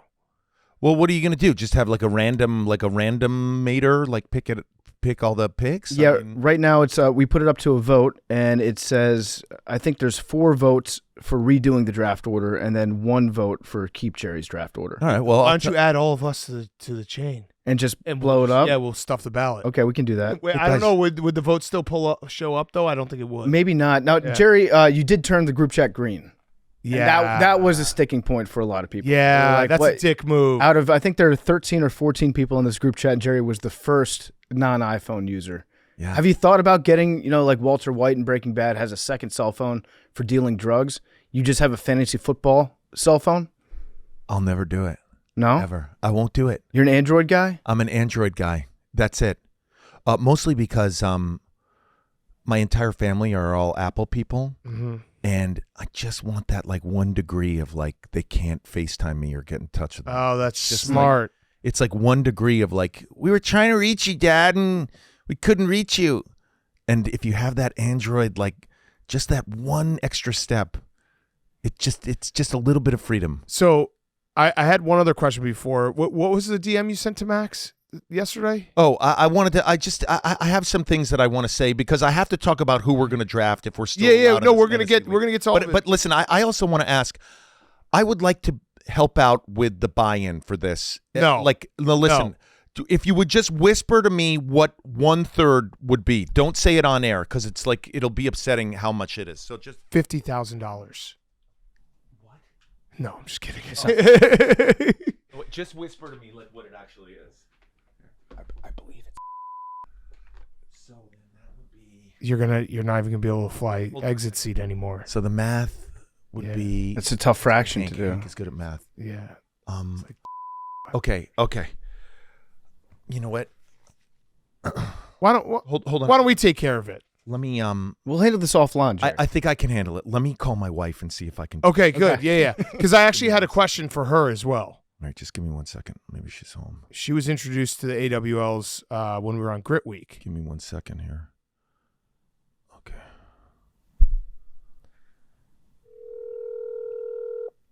Please. Come on, pick up. Please. Hello? Honey, hey, you're live on PMT. It's Jerry. Huh? You're live on that podcast that I do, the podcast that I'm always talking about and we listen to. The Bing Bong guys? Yes, they're the Bing Bong guys. This is Big Cat. This is PFT. Huey didn't know I was still an actor. Becca, hello. Yeah. Hey. Hold on, Okay. can I was taking the kids to school. Okay. But hold on a second. I want to join their fantasy league, and it's going to cost. Okay, hold on. Can you call me back in 1 second? Call me back. I think that went well. Or we'll call her I back. think that's a maybe. I think that went well. We'll call her back. It's not a no. So, Jerry, I actually had a question about your wife, Okay. supermodel. Yeah. Respectfully, she was introduced to AWLs because we were on Grit Week Sure. in LA. You were in somewhere else. You were trying to get her to let us come over to watch Hard Knocks. Right. You tweeted out, hey, please let the fellas come over for Hard Knocks. I'm not there. My wife is not in AWL. She quote tweeted and said, "Are these your Bing Bong friends?" Right. And then all the AWLs introduced themselves to her in a respectful way. What was her reaction to that? She doesn't really know who you are, what I do here at all. It's not like a secret relationship that I have with you guys. It's just You just drive to a park in secret and send videos to us that she doesn't know. well, listen, typically during the season you guys record on Sundays for your Monday show. Correct. If Max remembers to push the button, and that's like family time, and my wife is pretty adamant about not making plans on Sundays. So if I do come and see you, it does have to be sort of Off hours, yeah. sort of secretive. Here, let me. Wait, that wasn't enough time, Jerry. She's dropping off the kids. No, let me. This is not going to go let me well just try it again. back. She did say 1 minute. She's going to hate us, Jerry. She's going to hate us. Hello? Hey, honey, can you talk for like 2 minutes? Okay. Hi. So they by the way, I should introduce you. This is Big Cat and PFT. They're huge fans. Huge fan. Big fan. Huge fan, respectfully. What Sup? the hell kind of a name is what's PFT stand for? It's a long story. It's We can get into it later. it's That's pro a football. name? It's pro football talk. He left comments on it. It doesn't matter, honey. They are part of a fantasy league, and I would like to join. It is going to cost 1/10 of repairing our driveway. Jerry, you've never won in fantasy. I came in second, but remember Damar Hamlin, the man with the heart condition? Say it, fellas. Christopher DeMar. And remember that? I came close. What do you think? You get mad at the entire family. If you get mad at everybody when you don't win. What's the upside for us? This could be a very victorious moment for all of us. I just need to, because we have a joint account, so you'll see if I send Venmo someone money. Oh, hey. Sure, you walk around the house muttering about Kendrick Bourne. You mutter to yourself. Your girls still play volleyball? Oh yes. Stella Blue Coffee NIL deal for wherever they go to college. We're getting an offer to to pay the girls if they play volleyball. At the University of Wisconsin, actually, that's the only place I can. Yeah, they may be Div 4. Okay. University of Wisconsin. Yeah. Yes, it's a great school. Badger, Great school. Go Badgers. Are these the guys who argue for hours about the color of cheese? This is. That's us. Yeah. Oh, do you think? What was it? What color is cheddar? Where are we on that? Yellow. Well, what's your answer? What? Yellow. Yeah. Okay. What about Thank you. Pepper Jack? Somebody say orange. No, what about Pepper Jack? Pepper Jack is like pale yellow, right? Oh, no. She's a Hank rider. Be careful, Jerry. Oh wow. Is Hank the angry one? Yeah, Hank's the angry one. Yes. Yes, Hank is always. She knows us angry. well. Wow, you do know. You are an AWL, Rebecca. I've turned you into an AWL. What do you say? Can I take 10% to fix our driveway and give it to these guys? Hello? You can join the fantasy league, but you need to do one thing. Oh, no. Oh God. Yes. You got to win. Oh, I love it. All right. Fire me up. Love you, babe. Thanks for Fire coming on the me show. up. All right, Oh, I'm doing it. yes. Oh man, that was You got a good fun. one there. You got a good one there. Man, that was like Adrian to Rocky. We probably should have kept her on, though, to see what happens if you don't win. Because I feel like that was if you don't win, there's something bad coming. All right, so I'm in. I'll get you that money somehow. So what did you send Max before we start? What did you sent Max a random DM yesterday? I did. I just wanted him to know that. I just wanted him to know that. Wow, that was so much better than you calling Darren Ravel. That really went well. There was no fighting or She anything. likes us. Oh, yeah. It sounds like she's a fan. Yeah. That's I incredible. think we should, yeah. We should probably meet her. Yeah, Would thank you like for to come not on the show? My wife? Yeah. I mean, I'll get her number and I'll set it up. just tone it down with like the 12-year-old stuff and like intensely like with crazy eyes. No, it was when we were 12. Yeah, I know. So it's not talking about other 12-years. It's talking about It ourselves. was just kind of it was a little awkward. Well, you remember.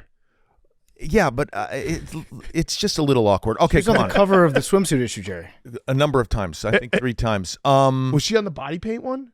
I don't know if she was on the body paint. She had this one that had a zipper that went right down the middle. Do you remember the zipper one? Yeah. Oh, I remember it. The zipper one was was really good. This is not okay. This is inappropriate a little bit. Yeah. Sorry. It's so that's way in the past. We're almost 40. You sent Max a DM just saying, Max, let's get into it today. Well, because Get after this it? is what I do as your manager. If I'm still in the league, and I'm managing it, I have to break down fantasy stuff for you guys. It's also fun as an AWL because you typically talk a lot about gambling, so it's fun to have a little fantasy on the show. Yeah. And Huey, while I used to be an actor, I'm sort of the fantasy expert here at Pardon My Take. Here we go. Our strategy this season. Now, last season, I know I said you got to draft Fields and Darren Waller early. Yeah. Uh-huh. Who could forget? And that was a double miss. It's a rare double miss. Typically, if you make bold statements like that, I think PFT, you said I'm standing on the table. I'm doing that. Oh, Yeah, captain, my captain. Yep. Yeah, you stood on the table for a guy who got traded for 6th-round picks, back up now, to Russell Wilson. Possibly starting. And another guy who retired. Yes. Well, he was going through some personal stuff. We're sorry to hear about his personal life. But it was a double miss. I hope that doesn't scare you away from making bold statements this year, though. It doesn't, because here's my bold here's our theme for this season in drafting. There are so many talented wide receivers in the 5th, 6th, 7th, and 8th rounds. Yes. That we don't have to draft wide receivers until the 5th round. Now, if one comes up in draft, if Garrett Wilson is there at the end of the 2nd round, you've got to take him. You know what I'm saying? But I don't think we're going to touch a wide receiver till the 5th, 6th, 7th, and 8th rounds. And I'm gonna. It's because Devonta Smith, okay, Max, is there. Adunze is there. Keenan is going to be there. Curtis Samuel, I know people are sleeping on him. He's going to be the wide receiver 1 in Buffalo. Rashee Rice, T motherfucking Higgins is going in the 5th round. Yeah. In the 5th round, we can wait. So, that said, also, I'm definitely going to Buffalo Wild Wings to do my draft. They have great internet. Yep, Let's go fantasy. Let's go football. Yeah. Yeah. You get the ring and you can talk. All right, so here we go. Let's start with the NFC East, okay, Max? Love it. Now, Max. Ready. I want to draft all the Eagles, all of them, every single one of them. Love it. We're definitely drafting Devonta in the 5th round, okay? If Saquon is on the board, we're probably going to draft him, okay? That said, I'm worried about drafting any Eagles. Okay. But we're drafting all of them. But I'm worried about drafting any of them because if they go 1-4, 1-3, which they could in the first few weeks, okay? They're playing the Packers, the Falcons, the Saints, the Bucks, okay? Who they lost pretty badly in the playoffs, Max, okay? New year. Okay, I understand it's a new year, and I understand you have a new defensive coordinator, but if offensive coordinator. If they go 1-3 and people are fired and the wheels fall off of that thing and they're spray painting defensive players' names on garbage cans, which I saw with my eyes in the city of Philadelphia, okay? What are you going to say when the wheels have completely fallen off? That'll be my responsibility. I'm willing to take that. Okay, just a few questions for you, Max. Can they tackle this season? Yeah. Vic Fangio's got the boys ready. Okay, and you feel confident that there are not one, but 2 rookie corners who are going to be guarding your backfield? I don't know how much time the rookies are going to get early on, but I think we'll be ready. Okay, how about the offense since Steichen has been gone? Are they going to do anything? Yeah, Kellen Moore's got the guys ready. Okay. Now, is Kellen Moore going to be coaching come week 5 when everything breaks down? You're telling me that you want to draft all the guys, but then you're telling me you don't want to draft the guys. I'm just telling you when it all falls apart, and it could very possibly Why happen. are you saying things are going to fall apart if we're drafting them all? Because it's Philadelphia, and if there's any blood in the water, it's like a bunch of piranha jumping in and jumping on them, and it gets insane. And then we've drafted 3 players from a team that is in a fucking like vortex spiral that they can't get out of, a death spiral. Is that going to happen this season? You have to assure us, because I am now economically, financially a part of this fantasy team. A tenth of his driveway is going to be on the Eagles. Yeah, no, I love it. I want the pressure. Okay. I don't know that you do. This is good, Jerry. You're learning. You've learned. Hey, Max, that was just a test. That was just testing you. All right, but good, Jerry, good, you've learned the simple trick of investing yourself monetarily in Philadelphia sports, so either you can win or you can just blame it all on Max. It's the best strategy out there. That was just a test. I was really hoping to get more of a rise out of that. Was a stress test, yeah. You have a chamomile before the show or something? No, I'm just getting ready. I mean, this is preseason. Max. No, this is preseason. All right, let's move on. We're so all the Eagles. NFC East. Yeah. All the Eagles. Okay. All of them. Jalen Hurts is available. Is he okay? Jalen Hurts? Yeah. He didn't look like himself last year. He didn't look right.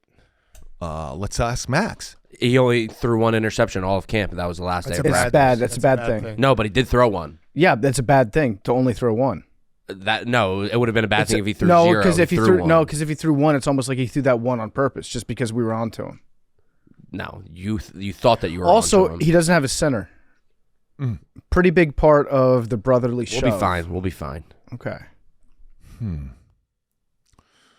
Might have to rethink this whole Eagles thing. Yeah. Okay. Maybe. Let's move on to another team of the podcast, the Washington Commanders. We're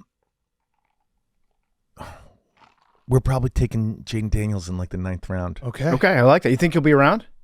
I think he'll be around then. I feel like a lot of people are drafting him fairly high this year because in the mock drafts I've looked at, he or Caleb are around, and I just think it's gonna have. I think of the 2 of them, I think Jaden Daniels is gonna light it up a little bit. Sorry, and legs. He's got the legs. Can't draft any running backs on. Ever since Alfred Morris, I have I have bad vibes. Also, Adrian Peterson on that team. I just think of. I didn't know what a switch was until he came on that team. And I always think of my kids and like switching them if they're bad, and you can't do that, you know. Yeah, this Brian Robinson, Austin Eckler, Antonio Gibson backfield, we're not touching it. But Scary Terry McLaurin is going to be part of our. I think he's going in like the 7th round of these mock drafts that I've been doing. He is the wide receiver 1. Jahan Dotson isn't there. He is going to have a killer year. That is what I'm talking about. Can I give you just one name that maybe we don't draft him, but maybe we just keep his name in our brain. Okay. For the waiver wire. Okay. Martavis Bryant. Now, by the time this podcast comes out, he might have been cut. But if he's still on the team, I feel like Martavis Bryant. Keep an eye on him. 6'4", 208. He lost like 30 pounds by drinking water and eating fruit. Weed is pretty much legal in the United States, so he won't get suspended again. Okay. Just keep an eye on him. Okay. I'm going to, what was the office term? I'm going to put a pin in that. Yeah. I'm going to table that. Yeah. Oh, man. Sorry, Hank. I don't think we're drafting any Cowboys this season. Hank's gone. Did he know I was going to talk about the Cowboys? Yeah, he might have. I don't know where he went. He put in his 30 minutes of He work. probably got a call from. Oh, Huey, here's a fun little fact. Guess how many wide receivers are named Jalen on the Cowboys? 3. Correct. Wow. Dibbity. Wow. Dibbity fucking dibbity, man. Right on. Dibbity. I can't believe I heard that in person. Maybe Jake Ferguson in the late round because Love Dak it. is going to have to Badger. dump that ball. Giants, absolutely none. Just can't watch any scratch dimes. them off. It's just maybe Devin Singletary if he's around in the 7th round.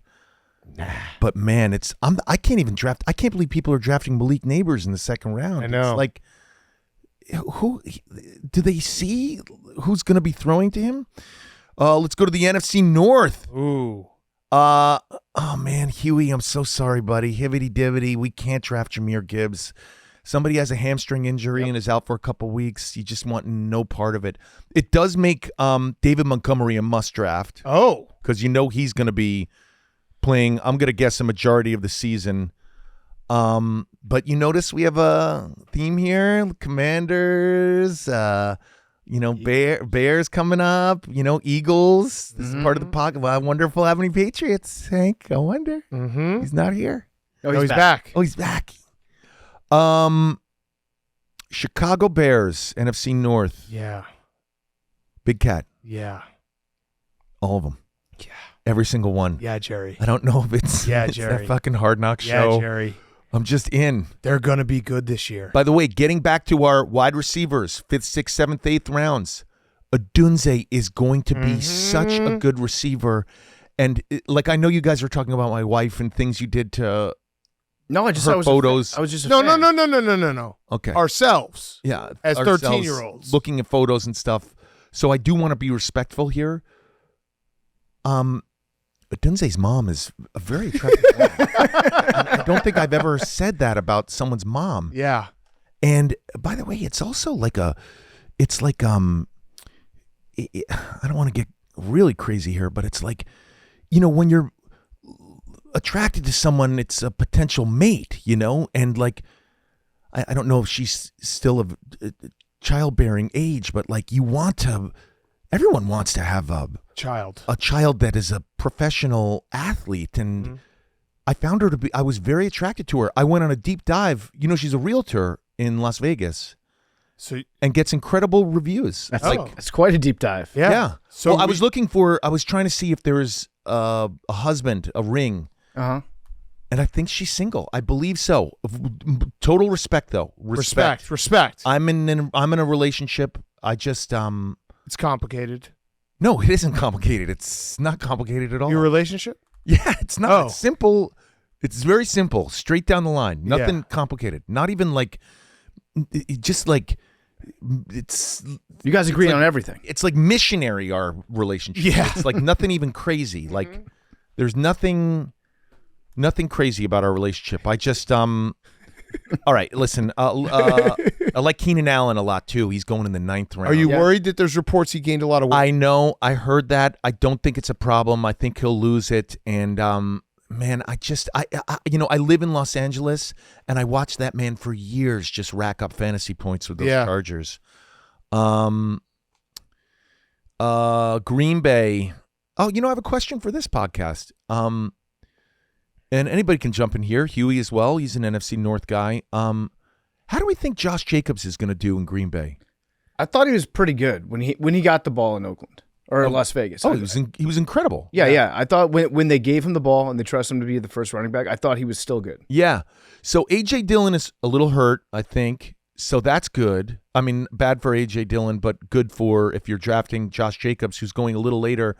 And Jordan Love is not a scrambling quarterback. So I think Josh Jacobs is a good.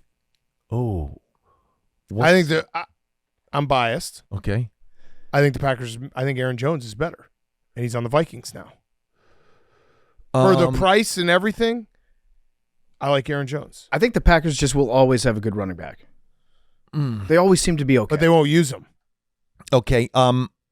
I guess I should just be asking Big Cat this stuff because he's going to be the most judgmental and really scrutinize these picks. What about Jalen Reed? How do you feel about him and our bum?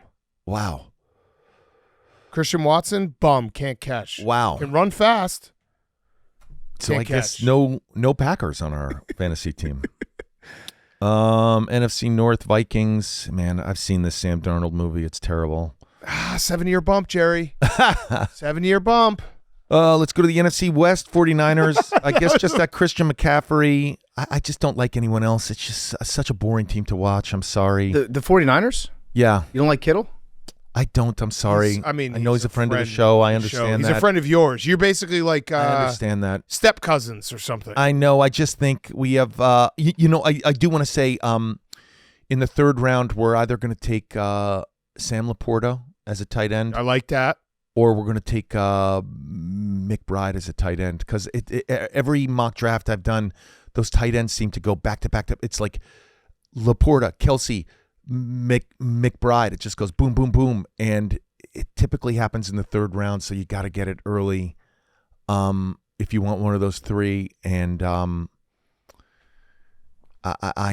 Kittle's not one of them. I'm sorry. I just also, you have to watch 49ers games. They're on kind of later. It's like dark out. It's a bummer.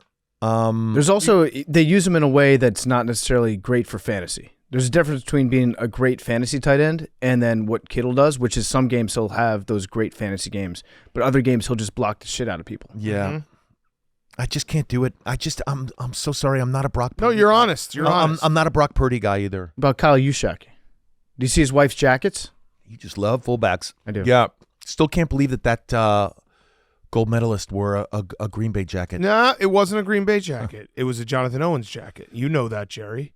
NFC West, Rams. That gold medalist. So, the best Olympian we've ever had. Rams, I love Kyron. Yeah? He's going to be really good. I don't know why he's not getting respect on these drafts. Because Blake Corum, maybe? I don't think Blake Corum's going to do anything. I mean, you think Blake, maybe. All right, I should do a little more research there. And I do want to say also, great grit week, great interview with Coach McVay. But,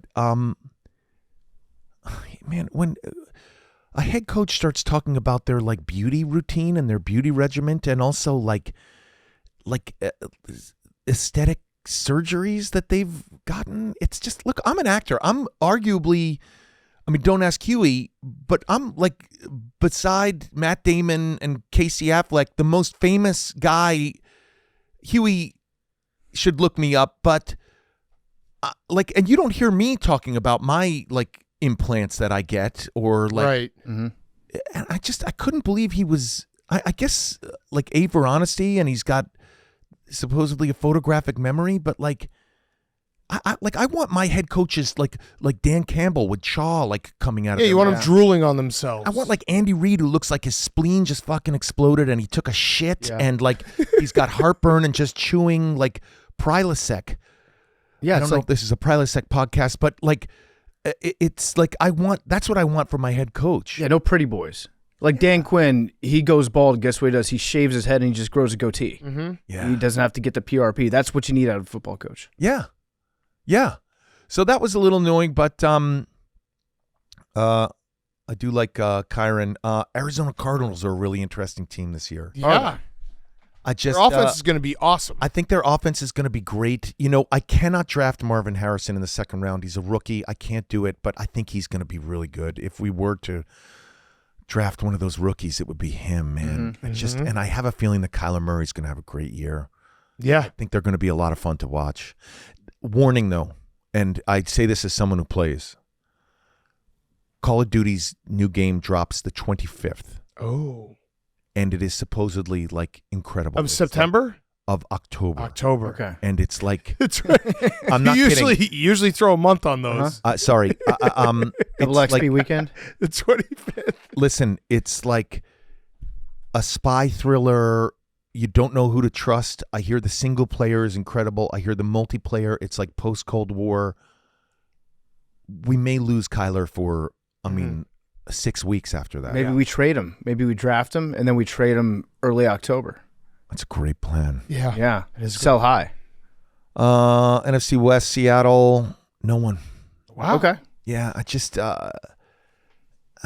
Jackson Smith is never going to leapfrog those two guys, DK and Tyler. It's just no one. Kenneth Walker is going to get injured. I just can't deal with it. NFC South. Also, DK. That actually was the best Kenneth Walker preview ever. Kenneth Walker's going to get injured. I just can't deal. And then they got Charbonnet. I don't even know. Yeah. There's usually two behind, and they usually split carries after that. I can't deal with it. And DK will get you like 2 touchdowns one week, but then he'll also get ejected from that game. Mm-hmm. He's fun to watch. Yeah. We'll get back to Jerry O'Connell in a second. He's brought to you by The Farmer's Dog, our great friends over at The Farmer's Dog. The days are warmer, the walks are longer. One easy way to help your dog shine this season is with fresh, healthy food from The Farmer's Dog. The Farmer's Dog makes real, fresh dog food, delivers right to your door. Recipes are developed by vet nutritionists, made from real meat, real veggies, portioned just for your dog, making it easy to say goodbye to burnt brown balls and feed your dog real dog food with real benefits. It's real food. It's smart, healthy pet food you can feel good about feeding your pup. It's the best option for dogs of all life stages. It's not kibble. It's not canned goo. It's real healthy food. I got a text this morning, actually, from the farmer's dog saying that Blake's delivery was on its way. It should be there when I get home today. And Blake's going to have fresh, healthy food that's going to last him weeks. They pre-proportion it specifically for your dog. Blake absolutely loves it. He eats all his food. He's excited for breakfast time, excited for dinner time. Stella's been on the farmer's dog since before they were advertising with Part of My Take. The farmer's dog makes great food, and your dog will love it. Dogs at a healthy weight can live up to 2.5 years longer than overweight dogs. And you can get 50% off your first box of fresh, healthy food at thefarmersdog.com/PMT. Plus, you get free shipping. That's right, 50% off. Just go to thefarmersdog.com/PMT to get 50% off and free shipping. That's thefarmersdog.com/PMT. Jerry O'Connell is also brought to you by our great friends over at Chevy. I'm a Chevy guy. I own 2 Chevys. The Silverado has been a massive part of My Take over the years. The Silverado got us to the Super Bowl when we drove it across the country. The Silverado sponsors the Lowman Trophy Award that we hand out to the nation's best college fullback. The Silverado helped us dig the biggest hole ever dug in the state of Ohio during Grit Week, and this year, the Silverado got us all around Los Angeles, up and down the 405, through Malibu, up and down the coast of California, to golfing, to surfing, you name it, to training camps. The Silverado was our vehicle of choice. They've got massive screens, up to 8 cameras with 14 different views. They help make driving, towing, and parking all super easy. Parallel parking, that thing, is remarkably easy for a truck because of all the different views that you have. Silverado brings the grit too. It's got legendary grit packed with modern truck tech, inside and out. We love the bold, blacked out look of the new Silverado HD Trail Boss. Check out the Trail Boss. Log on right now. Take a look at the Trail Boss. Tell me you don't love that truck. Go to Chevy.com, build your own Silverado or Silverado HD, and check out all the current offers on Silverado. Discover a world of strength and capability all behind the wheel of our favorite truck, the Chevy Silverado. And now, here's more Jerry O'Connell. NFC South. Wow, the most powerful division in the NFL. Been here saying, yeah. Man, I have a question for this podcast. Okay. Is Kirk Cousins going to make Kyle Pitts a good tight end? I think he will. Interesting, because that could change things for us. Yeah, they just didn't throw to him.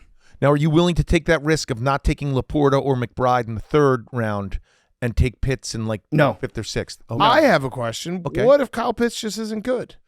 I don't think that's possible because he had He got drafted so high? He got drafted so high, and he did have one incredible year, I think 2 years ago, with not great quarterback. Somebody look it up. Another question. Is Kirk Cousins going to make Drake London catch more footballs? I think so. I think Kirk Cousins is going to fix the entire offense. I also think Bijan is going to get a lot more touches. He's getting a lot of love in drafts, Bijan. And, wow. So we may be going heavy on the Falcons. So, I know this is not a Falcons podcast, but we might become one. Kyle Pitts, his first year, had 1,000 yards receiving. That's a good year. And who was the quarterback? How many touchdowns? Was it Desmond Ridder? It might have Mariota? It might have been Mariota and Ridder. Wow. How many touchdowns? Kyle Pitts has been in the league for 3 years. How many touchdowns does Kyle Pitts have? Okay. I think way you're it's asking, I disgusting. think it's going to be Yeah. 6. I think It's exactly 6. That's a full year for a tight end that you'd want to draft at that spot. I hope Kyle Pitts. I've gotten to the point where I might have to wait and see because every year we do this with Kyle Okay. Pitts. No, but you answer my question. You would rather a Laporta or McBride Correct. than a Pitts. Laporta is okay. a So, beast. Jerry, what you're doing, you're trying to, not to steal Hank's thunder as the econ finance guy, but you're trying to time the market right now. Correct. You think that you're smarter than the market, and you're like, I think that this is going to be, we're going to see like 300-400% ROI on Kyle Pitts. Let's stick with the guys that we know that like their past performance has been good. And then that way, we're just going to ride the market up. Well, right. I'm also I'm questioning everybody here because that's what fantasy is about. It's about buying low and getting a big return. And like, if right. Kyle Pitts outperforms Sam Laporta, we're going to be bummed because we wasted I mean, I'll make a bet right now that doesn't happen. Okay, all right, good. Then we're drafting Laporta or McBride in third. Are you concerned, Jerry, at all with the ops that are listening to us right now? People in our fantasy league might be listening to this fantasy preview that you're doing, and you're essentially giving the strategy away. Well, you know what's funny is last season somebody immediately drafted Fields and immediately drafted Waller, and I was like, wow, they must have listened to me on my fantasy preview, and that worked really well in our favor. Yes. Oh, so this whole thing might be a misdirection. Wow. Carolina, absolutely no one. Yep.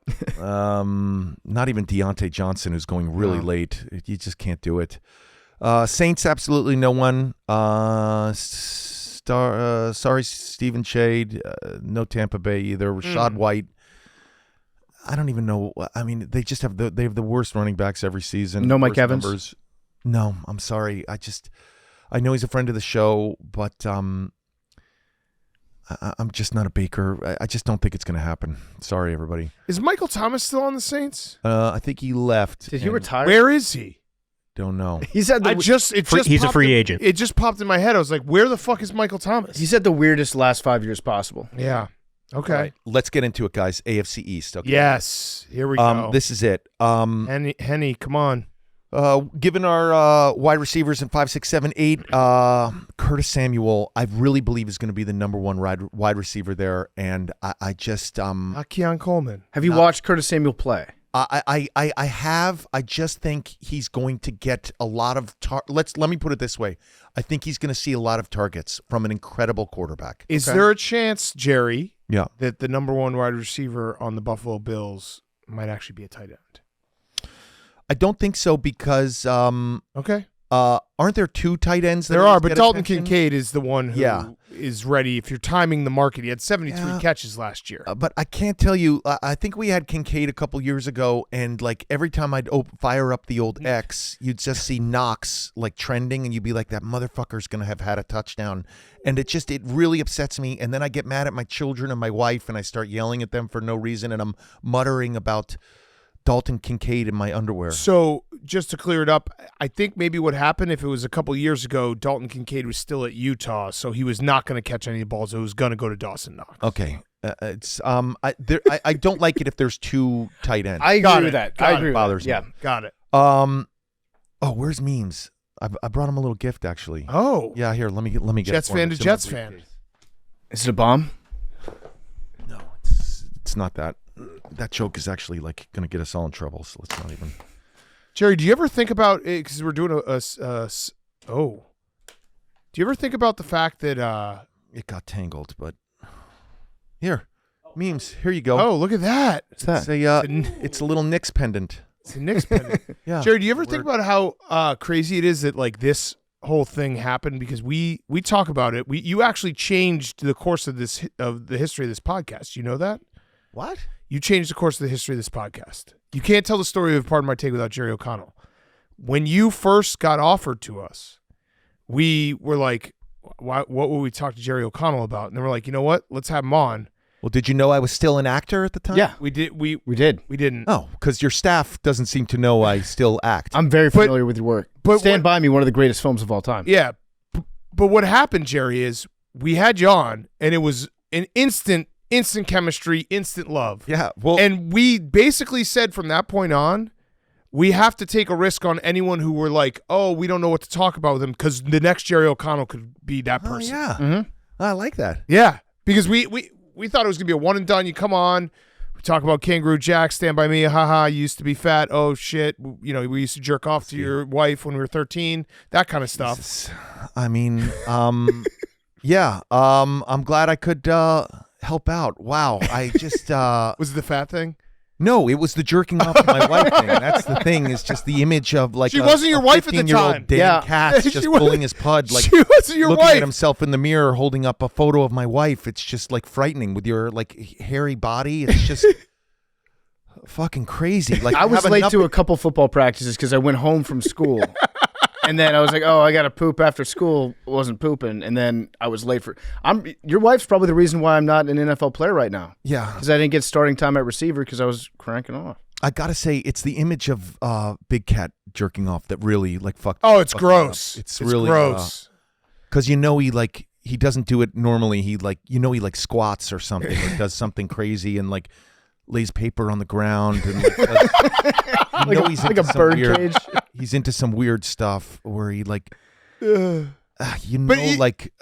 like a pet watching him also. Yeah, and it's just it's not gross. okay. And I'm a man of a particular age, so like it's like tough enough for me as it is.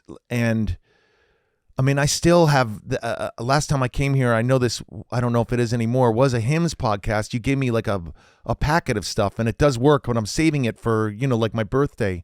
But how we got to this point was I wanted to thank you because you changed how we view booking guests on this podcast, because we thought Jerry O'Connell, what are we going to talk about with him? And then you've become one of our favorite guests, one of our best friends, and our fantasy owner.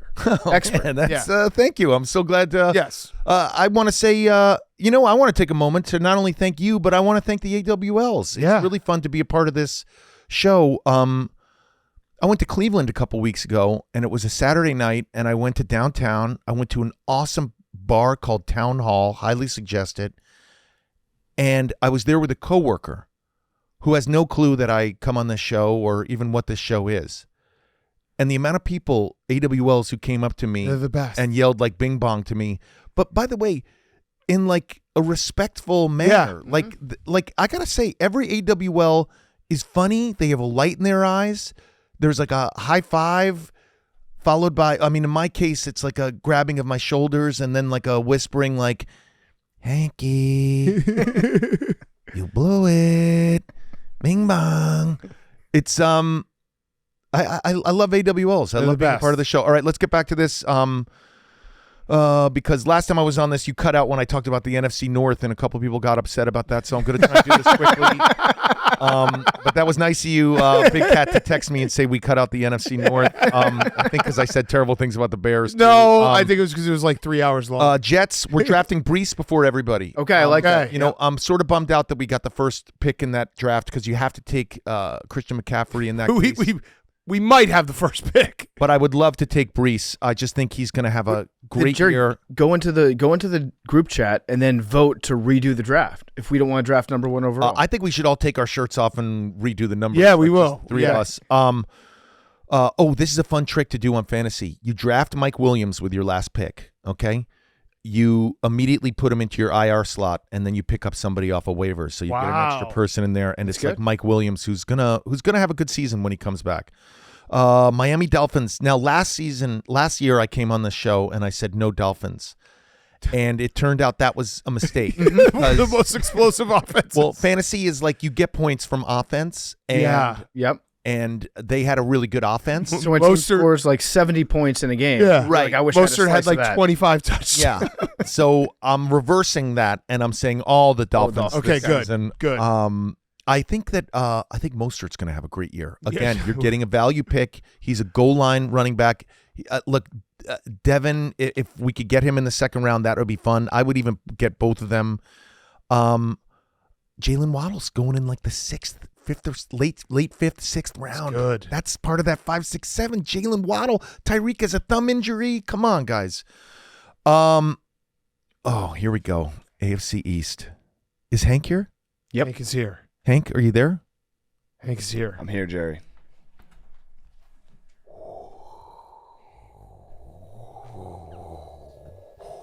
What's that sound? Is that the wind?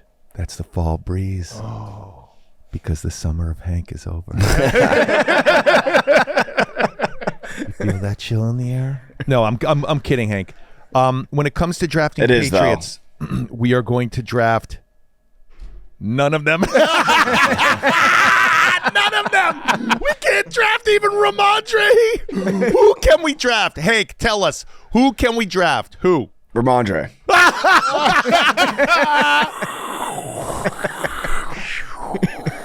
Summer wind is gone, baby.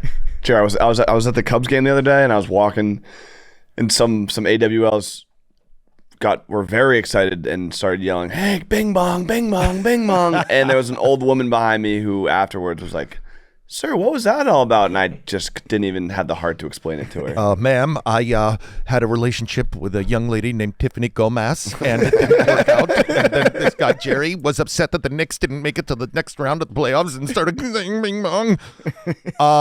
Yeah. Hank, you think we should draft Ramondre, really? Nah. It's just not happening this year. You know who I will draft is Belichick's girlfriend, Bing Bong. Yeah. Teach us some Zumba classes. Yeah. She's an entrepreneur. And a philosopher. Yeah. Yeah. And 23. Wow, you know what's so crazy about your Pats? They just have no speed. They have no speed. What's going on? Like, everyone's fast in the NFL now. Hank? It's a rebuilding year. It's not going to be pretty. Drake May going to be there in a couple years? Drake May hopefully is not going to play much this year. He's going to, see some stuff, get some reps in on the practice field, and then. So Jacoby's going to start? I think it's going to be Jacoby. Okay. All right. That was our. It was weird though because Jared Mayo said that Drake May was the best quarterback on the team. I think he said second best. I think he said Jacoby's the best, but then the next morning he said Drake May has outplayed Jacoby. Interesting. Yeah, I saw the quote when he said second best. Okay, good luck with that. AFC North, Baltimore. Oh, how do you think Derrick Henry's going to do this season? I think he'll be fine. He's a perfect Raven. Like, I see it whenever a guy goes to a different team, I like to visualize it and be like, all right, how's that going to look? I can see him in a Ravens uniform. He's going to look big in that uniform. Yeah, I like big. it too. Now, here's the problem. He and Kyron are going right at the same time in drafts. Who would you take? I'd take Derrick Henry just because you can say Tractorcito. Yeah. You can fun. also watch Baltimore games. It'll be really fun. Yep.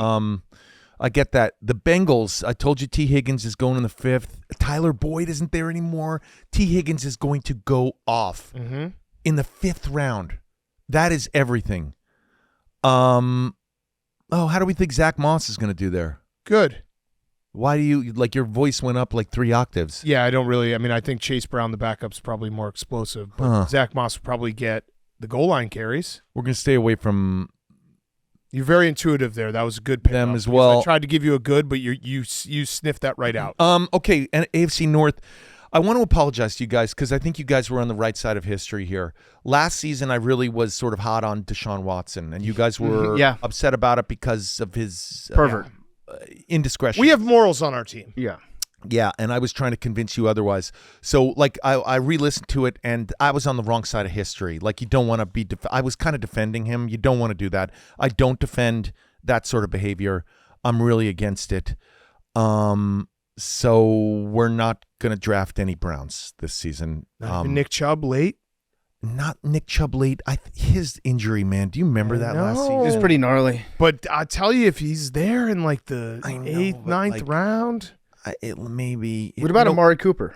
He is not starting, so we could do that IR trick. Yeah, where we draft him. I'm just saying, if he's around and you're like, oh, we're going to pick a backup running back somewhere, take a flyer on Nick Chubb. All right. No receivers there because it's like Amari Cooper, Elijah Moore, Jerry Jeudy. We're not doing that. Pittsburgh, absolutely no one. Yeah. No one. I mean, name a receiver on Pittsburgh. George Pickens. Other than George Pickens. That's it. Pat Freiermuth. They don't have Deontay, right? No, Deontay's gone. Yeah. He's gone. He's on, I think he's in Carolina. Yeah. He is. Yeah. I heard they were going to get Ayuk, but that's from Jersey Jerry. Najee cancels out Jalen Warren, and Russell Wilson. I mean, who's starting there? Like, who is starting there? Probably Russ. Probably Russ, and it probably won't go very great. They have Van Jefferson and Quez Watkins and Scotty Miller of Bucks fame. Let's go to the AFC West because you guys are going to cut out one of these divisions. I know you are. No. The Chiefs, we're going to take Pacheco in the 2nd if we can get him. I just think because Gerard McKinnon isn't there, he's going to get all those. He's going to get all those touches. He's another fun guy to watch when you're watching, and you're going to get to watch fun games with the Chiefs. Yeah. And so you want somebody on that team to root for. And when Pacheco starts doing his run where he's like stomping through quicksand. It's great. Yeah. Oh man, I'm a PMT guy. You guys know that. We know that. We very much know that. I don't go on other sports podcasts. I don't do it. Have you been invited? I don't. Has anyone do it. tried to kind of cut you? I wouldn't go. But have you been invited? I wouldn't go. Okay. I don't talk about other lovers. I don't do it. Unlike you guys telling me in detail what you did with my wife's photo. It's fucking gross. It's crazy. You Photos. saying It wasn't just one. That'd be crazy. Again, wasn't your wife. at the time, but it is now. Right. I would never do that now. All right. Well, listen, I would never go on another person's sports podcast, and I would never draft someone who is in another sports podcast. No Travis Kelce on our team. I love that. Good. We're Good. not Take a doing it. stand. This is the #1 sports podcast. Yes. That's it. Yep. There is no other sports podcasts. There will be no talk of that person on this. Let's make a Love list. that. Make a graphic of Jerry O'Connell's undraftables for moral reasons. Deshaun Watson and Travis Kelce. Yes. And what about Henry Ruggs? Yeah, I mean, Would you draft Henry Ruggs? has he been through a trial and everything? Yeah, I think he's in prison. Sitting in jail at this moment. Okay, but Killed a woman. I God rest everyone's souls. It was terrible. Prayers for DeMar. Prayers for everyone. But has he been found guilty? He's literally sitting in jail right now. So prison. I didn't keep up on the trial. Yes, prison. But I mean, look, getting back to what I was talking about, if chicks if NBA Whole was the number 2 sports podcast, I wouldn't draft Huey, especially since he didn't know I was a fucking actor. Huey, I was in The Big Bang Theory. I'm sorry, man. I don't watch that show. Huey, you ever see the Heartbreaker music video with Mariah Carey? No. Jesus. Guess who they asked to play the heartthrob? Jerry. Jerry. That's cool. You remember that, Jerry? He just knows me. You know what? He just knows me as a fantasy guy. You've never seen Jerry Maguire? No. Jerry, how cool is that being Mariah Carey's boyfriend? It was so cool. I Yeah. tried hard. Man, I went for it hard. Yeah. Went hard. All in. How fun was it being in Can't Hardly Wait? That was a lot of fun. Everyone I love was that movie. very young and attractive, really fun. I felt like I was invited to young Hollywood at that time. Where's Jennifer Love Hewitt these days? She was the best. I just saw her. She's in a show called Emergency 911. She plays the dispatcher. Love it. Beautiful young lady, has a beautiful family. Doing great. Great. Got a new tattoo. She showed me her new tattoo. Nice. On her arm. Okay, Rashi Rice, I think, is a great deal in our 5, 6, 7, 8. I don't think his legal trouble. Oh, whoa. He just likes to drive We fast. talked about the morals. I don't think these legal troubles are going to stop him from playing this season. Okay. Doesn't he have like 8 felonies or something like that pending against him? It'll get dropped down. Yeah. They'll work it out. It's fine. Yeah, I just He went back. yeah. He was like, hey, hand up. My bad. This is also another bummer. We're still talking about the Chiefs. You know, we spoke to my wife on this podcast. If Big Cat may cut it out or Supermodel. something. No, we're definitely not cutting out that part. But you know, my wife. How do I say this? Is like the breadwinner in our household, which is why I had to ask her if I can borrow the money to pay you guys to get in this fantasy league, and I love her working. It gives me time to really concentrate on fantasy. Yeah. And help you guys out with your team. That said, I'm so happy my wife works.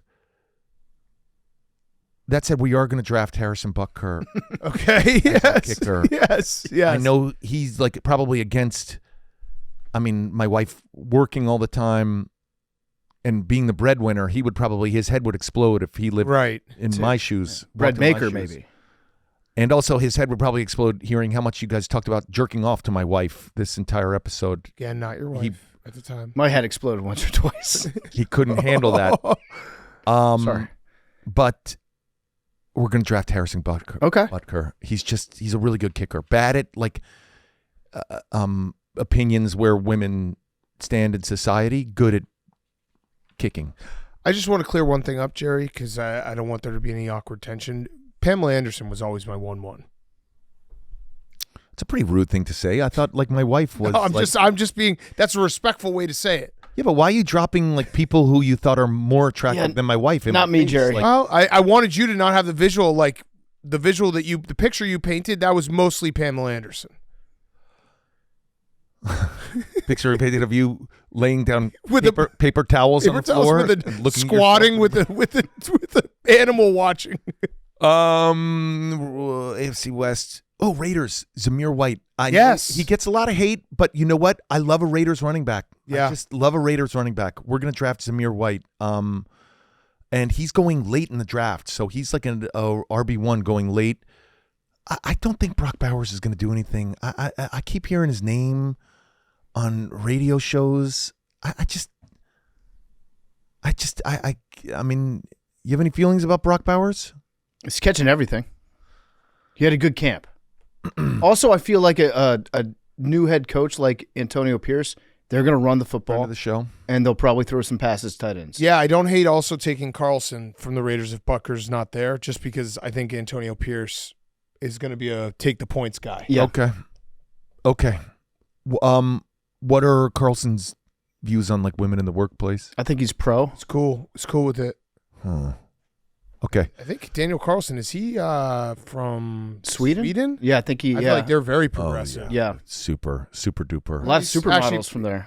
I guess he's from Colorado. Oh. But yeah. Who's the Swedish guy? Because I thought the same thing. I don't know. I imagined him in clogs going, it's okay that women go to work. They need to have a life as well. It's important. I don't believe in what Harrison Butker says. Yeah. His dad's name's Hans. That's pretty cool. I mean, I think I like the idea that he's wearing clogs to Allegiant and getting ready to kick some footballs. Again, Daniel Carlson, 100% American. I think, well, he has a brother, right? Yeah. Niels, yeah. And so his brother's the Swedish one. I think they both. Yeah. They're Swedes, man. They're Swedes. You know they or Anders. Anders and Niels. Oh, yeah. These guys are. There's. Anders is the other kicker. Okay. Dude, you know they're like. Anders also born in Colorado. Big summer blowout. Yoo-hoo. All right, over to the Chargers. You're going to cut this all out. No. Oh, how do we feel about Gus Edwards? He going to do anything? All right, can I say something right now? Just full disclosure. When we did the new faces, and new places thing, I didn't realize the Chargers just took the Ravens backfield. Yeah. Gus Edwards and J.K. Dobbins on the Chargers. That's kind of cool. A little Harbaugh swapsies. Yeah. So I am kind of high on it. I mean, late round running back. Lab McConkey, how do we think he's going to do? Yes. Draft him. Okay. Someone has to catch the ball. Joshua Palmer obviously is going to be the receiver one, but we've learned that what's his name can't catch Quentin Johnson. Yeah. Lab McConkey's they're going to force feed Lab McConkey. Good. Then we're going to draft him. He's going really late. Denver, absolutely no one. Yeah. Sorry. Not even like Javonte, who I love as a running back. It's just I have a feeling that McLaughlin's going to take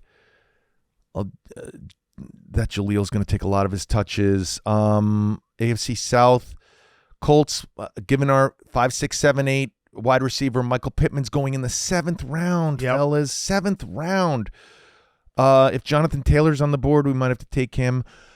I do think, I don't know why Anthony Richardson is getting drafted so high. I'm not a believer. Because he runs. I know, but he hasn't, he's played a game and a half. Yeah. Not only that, but... and he's being drafted 50 slots higher than he was last season. Listen, I might get shit for this, but Anthony Richardson is an insane athlete. Has he ever been good at football? For that one game?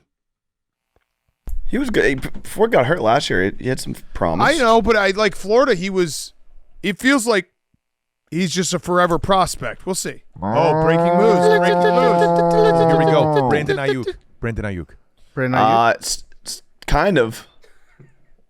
It's about a Commanders wide receiver. Oh. Okay. Jahan Dawson. Commanders are releasing Martavis Bryant. All right. That is perfect. Well, my take stands. Yeah. We'll bring him back. If he's still there, take. You know what? Dan Quinn's such a good guy. He's giving him a shot. He's giving him an opportunity to sign with the roster, and then that's so. And then when he doesn't, then we're gonna bring him back practice squad. That's perfect. That was not worthy of breaking moves. It was. Yeah, given that the context, really it funny. was. Yes. Really funny. Funnier than you guys talking about what you did to your Pam young Anderson. prepubescent bodies with a photo of my wife. Oh, it was not prepubescent. No, that would make no sense. decidedly- That would make us weirdos. Decidedly post-pubescent. Yeah, I'm sorry. That got weird when I said that. That was weird. I shouldn't have said that. AFC South. Thanks for not making a weird joke. Yeah. Jacksonville. I'm just worried about their offense. I'm not taking anybody there. I'm worried about that offense. Yeah. I just think it's gonna. I just don't think they're gonna have a good year. Like Etienne goes really early. I'm gonna try and pass on him unless he falls on our lap. I'm not worried about Tank Bigsby. Everybody says he gets touches. Houston Texans, all of them, every single one of them. This is their year. CJ Stroud, I think, is really like he's going in like the fourth, fifth round. He's going after Anthony Richardson. This is it. Stephon Diggs is being drafted in like the 8th round. Stephon fucking Diggs. Yeah. Tank Dell is in the 7th round. Nico's going earlier, but like I think Joe Mixon is going to be that goal line passing back. That man catches like 90% of the passes that come his way. I'm all in on the Texans. The Titans, the only one that interests me is Tony Pollard, and that's only because I lived like 2 years ago when we came in second. It was such a disaster in Dallas last year for him. What was up with him? Was he injured or something? Tony Pollard? I mean, he's the only player there. You think Will Levis will have a bounce back season? I don't know if you can call it bounce back. I mean, do you think he'll have a good season? I think he'll be okay. And with defenses, we're just going to stream, meaning we're just going to pick up each week whoever's playing the Patriots. Bing bang! I like that. That's a good strategy for defense, by the way. That's it, guys. That's what we're going to do with fantasy. I'm going to wire you some money. I have a debit card. I might have to like somehow debit it to you. We can do a payment plan. Well, no. Away, maybe? My wife gave me a debit card, so I'll just figure out a way to just get it to you somehow. Maybe Zelle. Okay. Yeah, we can make it work. I like your strategy this year. Oh, good. So who are the guys that we're targeting that you're standing on the table for? Who are the Justin Fields and the Darren Wallers of this year? So it's funny because we have the first pick in the draft right now, currently. When it comes back around to us in the second round, pretty much all the really like the tier 1 running backs are gone. So we get one tier 1 running back in Christian McCaffrey. Then we got to take Josh Allen at the end of that. Okay. Just because he's there. If he's not there for some reason, we're taking Jalen Hurts. Okay, Max? Love it. Thank you. Then for our third pick, we're taking Laporta. If he's there, somebody could get weird and take him at the end of the second, or McBride. Okay. Then, depending on who's in our fourth round, we're taking Devonta Smith. Mm-hmm. Or if there's a really good running back up there, like Zamir White, who could be in the fourth round, or Joe Mixon, who could still be hanging around. Mm-hmm. Okay. And then 5th, 6th, 7th, we're taking all just wide receivers. All those guys I mentioned: Stephon Diggs, not Watson, not Jaden Reed. Mm-hmm. Odunze is going to be there. Yes. I mean, it's going to be really. We're at an age in fantasy where everyone takes wide receivers in those first 2 rounds. Yep. And I just think all the good running backs are gone, and like you get those tier 1 running backs and tier 1 quarterbacks and tier 1 tight ends, and I think we can wait a little bit for wide receivers. I like that little zig on the zag. Yeah, zag on the zig. Well, Jerry, love the fantasy preview. Yeah. Last question. Sure. Oh, is it a Roback question? It is a Roback question. How'd you know? RHOBACK. .com. Promo code take. Yep. Take 20% off your first purchase. Q-zips, polos, hoodies, joggers, shorts, bathing suits. Very comfortable bathing suits. Roback.com, promo code take. My last question, the Roback question. Have you prepared anything for anyone here? I have. For those, Huey, this is your first time having me on as a guest. You should really, you should check out Kangaroo Jack. You should check out science fiction film I did, Mission to Mars. I've been in some stuff. I've Crossing Jordan. Crossing Jordan. I plan on watching a couple. You would of love these. that. Yeah, it's good stuff. But you probably also don't know aside from being a fantasy expert, I'm also a little bit of a poet, and I like to write poems for cast members here at Part of My Take. And this poem, my rowback poem, is for Hank. Hanky, Hanky, Hanky. To the man of many championships, the man of many cities, Hanky, Hanky, Hanky. To the man who would rather play golf than go playing with those big soft titties. Good choice. Hanky, Hanky, Hanky. How's your summer been? We've all heard. It's going pretty swell. Hanky, Hanky, Hanky. Capped off by getting to ring that stupid, useless bell. Elevator ride was fun. Mm-hmm. Hanky, Hanky, Hanky. This summer has given you purpose. This summer has given you a reason. Hanky, Hanky, Hanky. Will you be asked to ring that stupid, useless bell during the regular season? Preseason don't mean shit. Ask Max. Hanky, Hanky, Hanky. This summer you seem to check all the boxes on all of your lists. Hanky, Hanky, Hanky. Topped off by that image of you at the top of Foxborough pumping your tiny little fists. How many pumps you get, huh? Hanky, Hanky, Hanky. You would think that all these accomplishments would finally impress me. Hanky, Hanky, Hanky. Even if you were less nervous than the very brave Kenny Chesney. He rode up in the elevator. You were brave. Mm-hmm. Hanky, Hanky, Hanky. Yes, climbing to the top of that lighthouse would make most people quiver.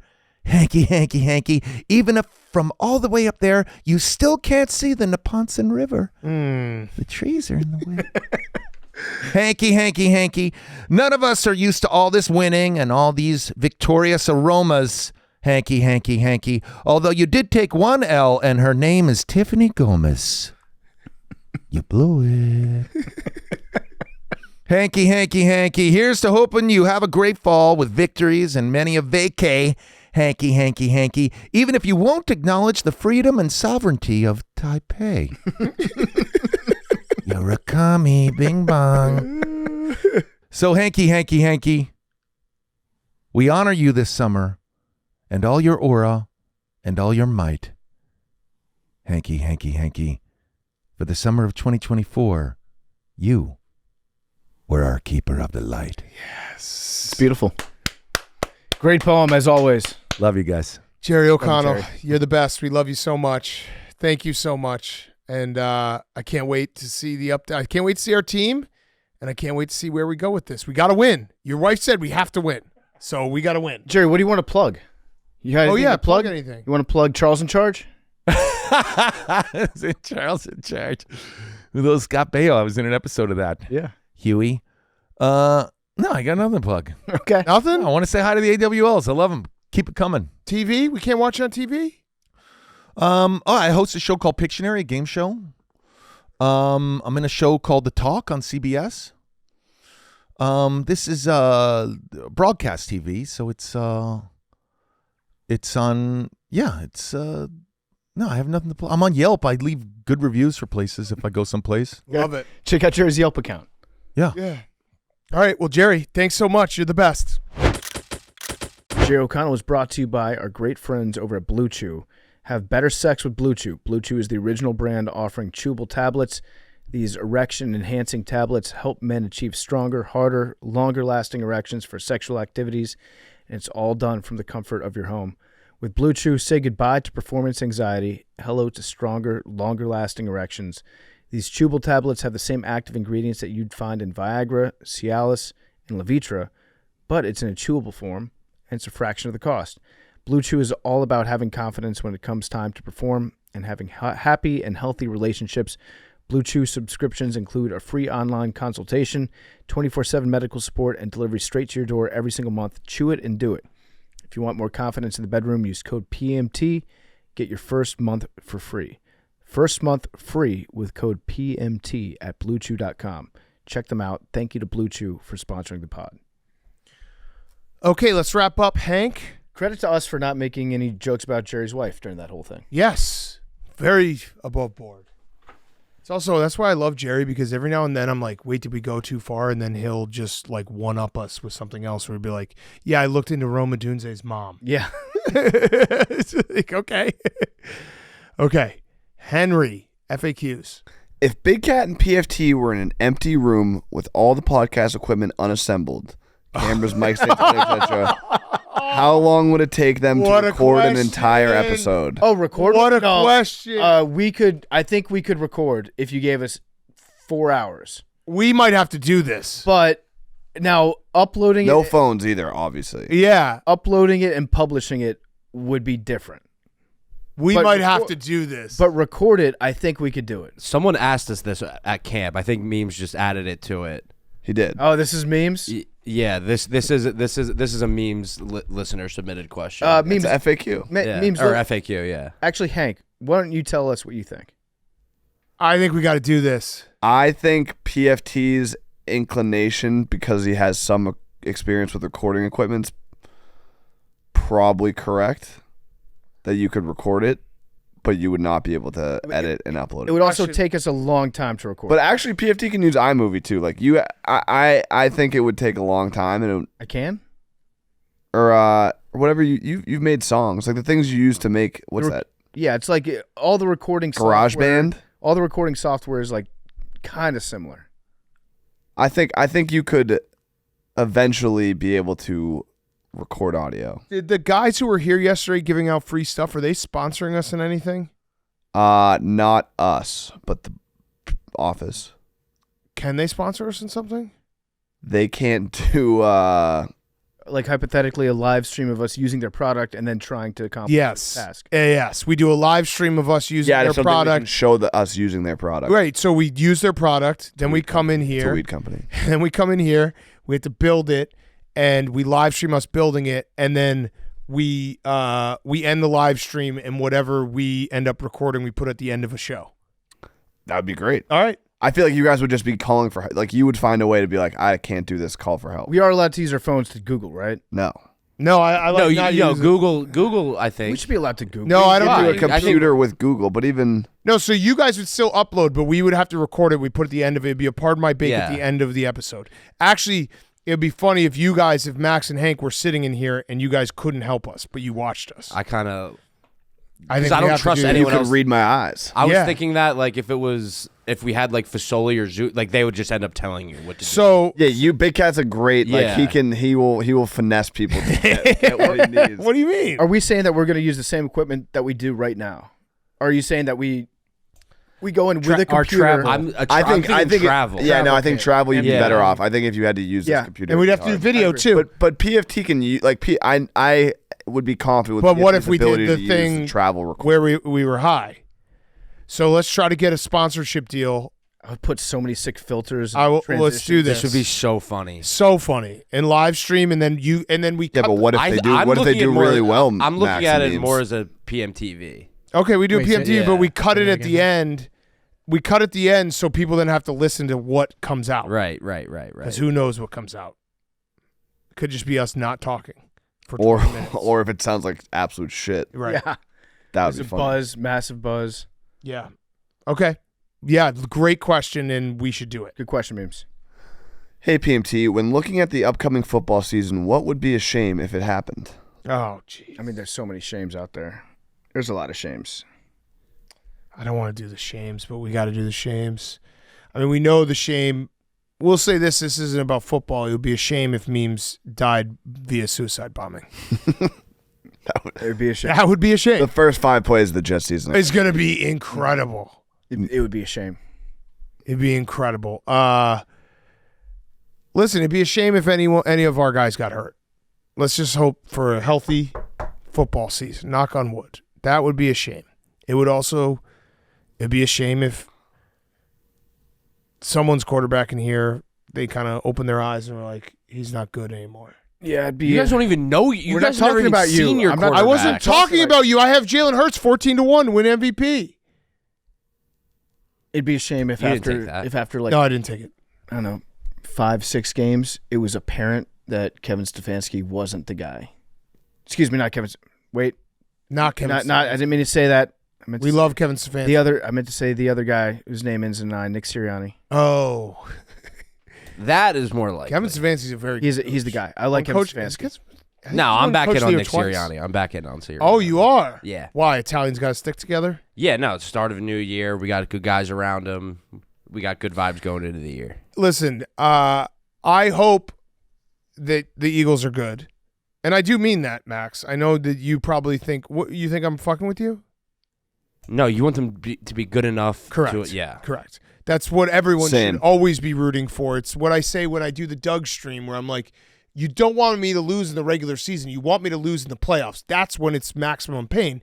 So I want the Eagles to be good. But if they're not, which would be a shame, it's going to get weird with Nick Sirianni. Very weird. He doesn't feel like someone who's going to control that well. Because they basically hired 2 assistant teachers for him to come in. Yeah. They're like, you can't handle the classroom. Yeah. Good question, but bad question. It would be a shame if Jordan Love won MVP. That would be a shame. It'd be a shame. Hi, tall guy, PFT, father of 3, Big Cat, Captain Hank, and Meatball Max. We all know the odd jobs PFT has worked before the pod. Who, anyone else on the pod has worked a job not remotely close to what you guys are doing now? All of my jobs before the pod. Yeah, all of my jobs too. I worked as a caterer. I worked as I actually, for a while there, I did focus groups. Did you guys ever do that? Yeah, those are I got paid like $200 to like try shit out. It was awesome. And you just fuck with the people too. Yeah. Yeah. I did the worst job I had was I was the guy who would call you when you're sitting down to dinner asking you to donate to the University of Wisconsin. That was bad. So my hours were literally like 5 to 8 p.m. and I would just sit there at a phone and I'd have to call like 100 people in a row. That sucked. Bad. Cold calls are so hard to do. Yeah. I was a shift manager at a valet parking company. Oh, you look like a valet parker. Yep. Yeah. I did that for 4 years. You were always running, right? Yeah, you run a lot in valet actually. Well, not when you do that early. Once you become a manager, all you do is ticket and then hand off the tickets to the runners. Yeah, that's what you got to do. So wait, when people would bring in stick shifts, what would you do? I couldn't do stick shift. Also, do you get paid more if you delegate? That's where you delegate as the shift manager. Delegate the stick shift thing, of course. Another thing. That sounds like you might have tried to drive shifts. If you have a stick shift, do not ever give it to a valet. So you definitely tried to drive the stick shift. Yeah, sometimes I don't even know if I should be saying this. Yeah, say it. What? Like statute of limitations. Like sometimes there's like private parties. Sometimes there's private parties where like someone will like they valet and then you know that they're not coming out for like 6 hours because they like can't leave the event early. If someone has a stick shift, at every site I worked at, there was one person who tried to teach everyone else how to drive a stick shift. I love it. Like, I love it. Yeah. There was like 5 times there with somebody's random car who went into the thing. I like learned how to drive a stick shift enough to like move it from like point A to point B, just on some random person's car. What was the policy like if at the end of a night somebody came out, asked for the keys back, and you could tell they should not be driving? That's on the restaurant. That's not on us. Here you go, sir. Yeah, that's a thing that we were told. They were like, that's on the restaurant to tell them whether or not they can drive. The worst part is sometimes you would lose a key. If you lose a key, that's an awkward conversation. Yeah. Did you lose a key? I was never a manager of a shift where someone lost a key, but I had been a runner in one, and it's super awkward. Like the manager has to drive the person home. Like, has to offer. This may have been before. The one I remember may have been before like Uber was very like ubiquitous, prevalent. Yeah. So the person drove the person home to get their spare key and brought them back. Yeah, and then obviously the company would pay for. I'm sorry, Mr. Romaine O'Connell, but I seem to have lost your key. Yeah, one of the craziest ones is that Memes was an accountant. Yeah, I mean, we don't talk about crazy. No, but we don't talk about it. I think looks like an accountant. Memes did cold calling too, or something, didn't you? I've had so many jobs. I worked at Burger King, Panera Bread, Cheesecake Factory, Ruby Tuesday, UPS. How bad were you at these jobs? No, they were all like quick summer job, okay. like 1 month. Demolition. That rocks. I worked manual labor where I literally was not skilled enough to do anything but dig the trenches. Yeah. I just dig ditches all summer. I did tree work where I just picked up the branches that fell after someone like cut down a tree. Yeah, I dug holes and got made fun of in Spanish for an entire summer. Yeah, cold calling was not fun. That's why I don't like cold calling is by far the worst because you're just like, I would call, and if a successful night would be getting one donation an hour, which would be like 50 calls. Yeah, you have to be a real sicko. People who are really good at cold calling, really good at sales, you have to be fucked in the head. It really sucked. Yeah, because you have to be able to say, okay, 39 people hang up on me. Doesn't matter. Yeah. One person I get to talk to for 5 minutes, that's a win. My jobs around Brando's Little League umpire, Taco Bell drive-thru, stock shelves, dishwasher, busboy, cook, landscaper. That was dishwasher, prep cook, regular cook. I applied to be a busboy at a company that said we need cooks. Can you cook? I said sure, and they never trained me. Yeah, and I just started working in the kitchen. I love that. I love that. Yeah, and I was like working the fry later, which was easy. But then there was one guy got fired. The head cook got fired in real time for saying inappropriate stuff to a waitress that walked by. Like got insta fired, and then I had to finish the shift. Oh my god! As the head chef with no experience. I love that. That's a great episode. But it was a sports bar. Yeah. It was a sports bar. Being a caterer sucked too. Just walking around, just hoping that people would take your if you get like stuffed mushrooms or something, you're just fucked. What about Little League umpire? What was your strike 3 call? I had good strike 3 because I was a demon Little League umpire. I was fast because like my friend was the one that would assign the ump, so he'd like always assign me and my 2 friends, and we would just power through. Honestly, in hindsight, it was the one job. And I was like telling the catchers too, like, and the batters, like they're like swing, buddy. I was a soccer ref for like 4 years. I was a basketball ref, and then it turns out that the guy that was in charge of assigning all the assignments for soccer refs, who I refed with all the time as like a linesman. He got busted by the CIA. Whoa! For being a pedophile. Ooh. Yeah, and then I was like, he never came on to me. Whoa! I was a basketball ref, and I 100%. It was like 5th graders. I 100% like called against kids I didn't like. Like if they like cried or like were a little boisterous, I'd foul them out right away. I reffed the 1 year I was in college. I did intramural reffing, and I watched. I still think about it all the time. It makes me laugh, even though it was horrific for the kid. I knew him.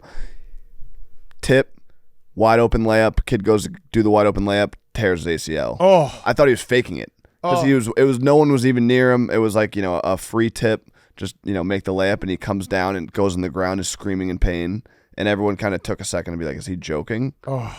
And he tore his ACL. Was on crutches for the rest. Do you guys have jobs that you tried to get that didn't get that you're like, wow, that was good that I didn't get that? Museum of Science. Oh, what you done there? When I was applying for Barstool, I had a family connection to the Museum of Science to do video production for the butterfly exhibit. Ooh, that would have been nice. Yeah, I would have not worked here. I got to my second interview in medical sales that they basically were like, you either had to be a hot girl or a college athlete, like play football at college. And I think about that every now and then where I'm like, I would have 100% just been selling opioids and been like, what? It's money. Yeah. So that was good that I didn't get that because that was like the timeline lines up where I've been like, yeah, it's fine. I applied to work for Bleacher Report in 2011, and they sent me the meanest rejection email. It said like, quite frankly, a column like this is something we would never allow to appear on any of our sites. Fuck them. Yeah, I got to look that one up.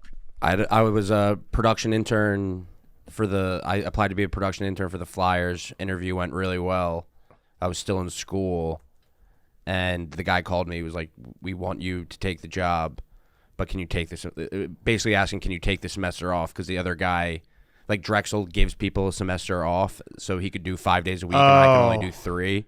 And I remember I was so upset. I was like, I can't just like take Flyers Max. Yeah, but been awesome. Dream question. Here's my rejection letter from Bleacher Report. Just found it. Your post included offensive language, such as mentioning of the Aryan race. It was about Bruce Arians. Thanks. Once again, we apologize for not notifying you sooner. Below is a copy of your post for your own records. This is something that we would not allow on any of our sites. Whoops. Damn. How are they doing now? They're pretty good. Yeah. Okay. Do we have any others? Let's go with that. Those are some good questions. Yeah, that was a good one. good The questions. main issue coming away from your writing sample is that you were missing several things. For one, your points were not backed up with any supporting information or analysis. Not the point. Simply stating a coach's win-loss record is not enough. You need to actually back those opinions up. Nope. Anything about the grammar? This is assumption. It comes to no backing. In all honesty, sentences like this that our content moderation teams would not let on our site. We'd rather have you produce an article that is based on results. Losers. And more importantly, the situation around Chuck Pagano is a sensitive subject.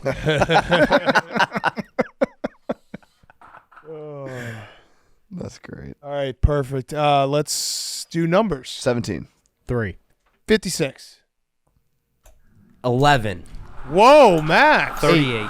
Switch it up. PFT, have you ever gotten this? 21. How does that not on this feel? machine. How does that feel? Feels great. I love it because I'm about to get number 8. 78. Not even close. 78. This stinks.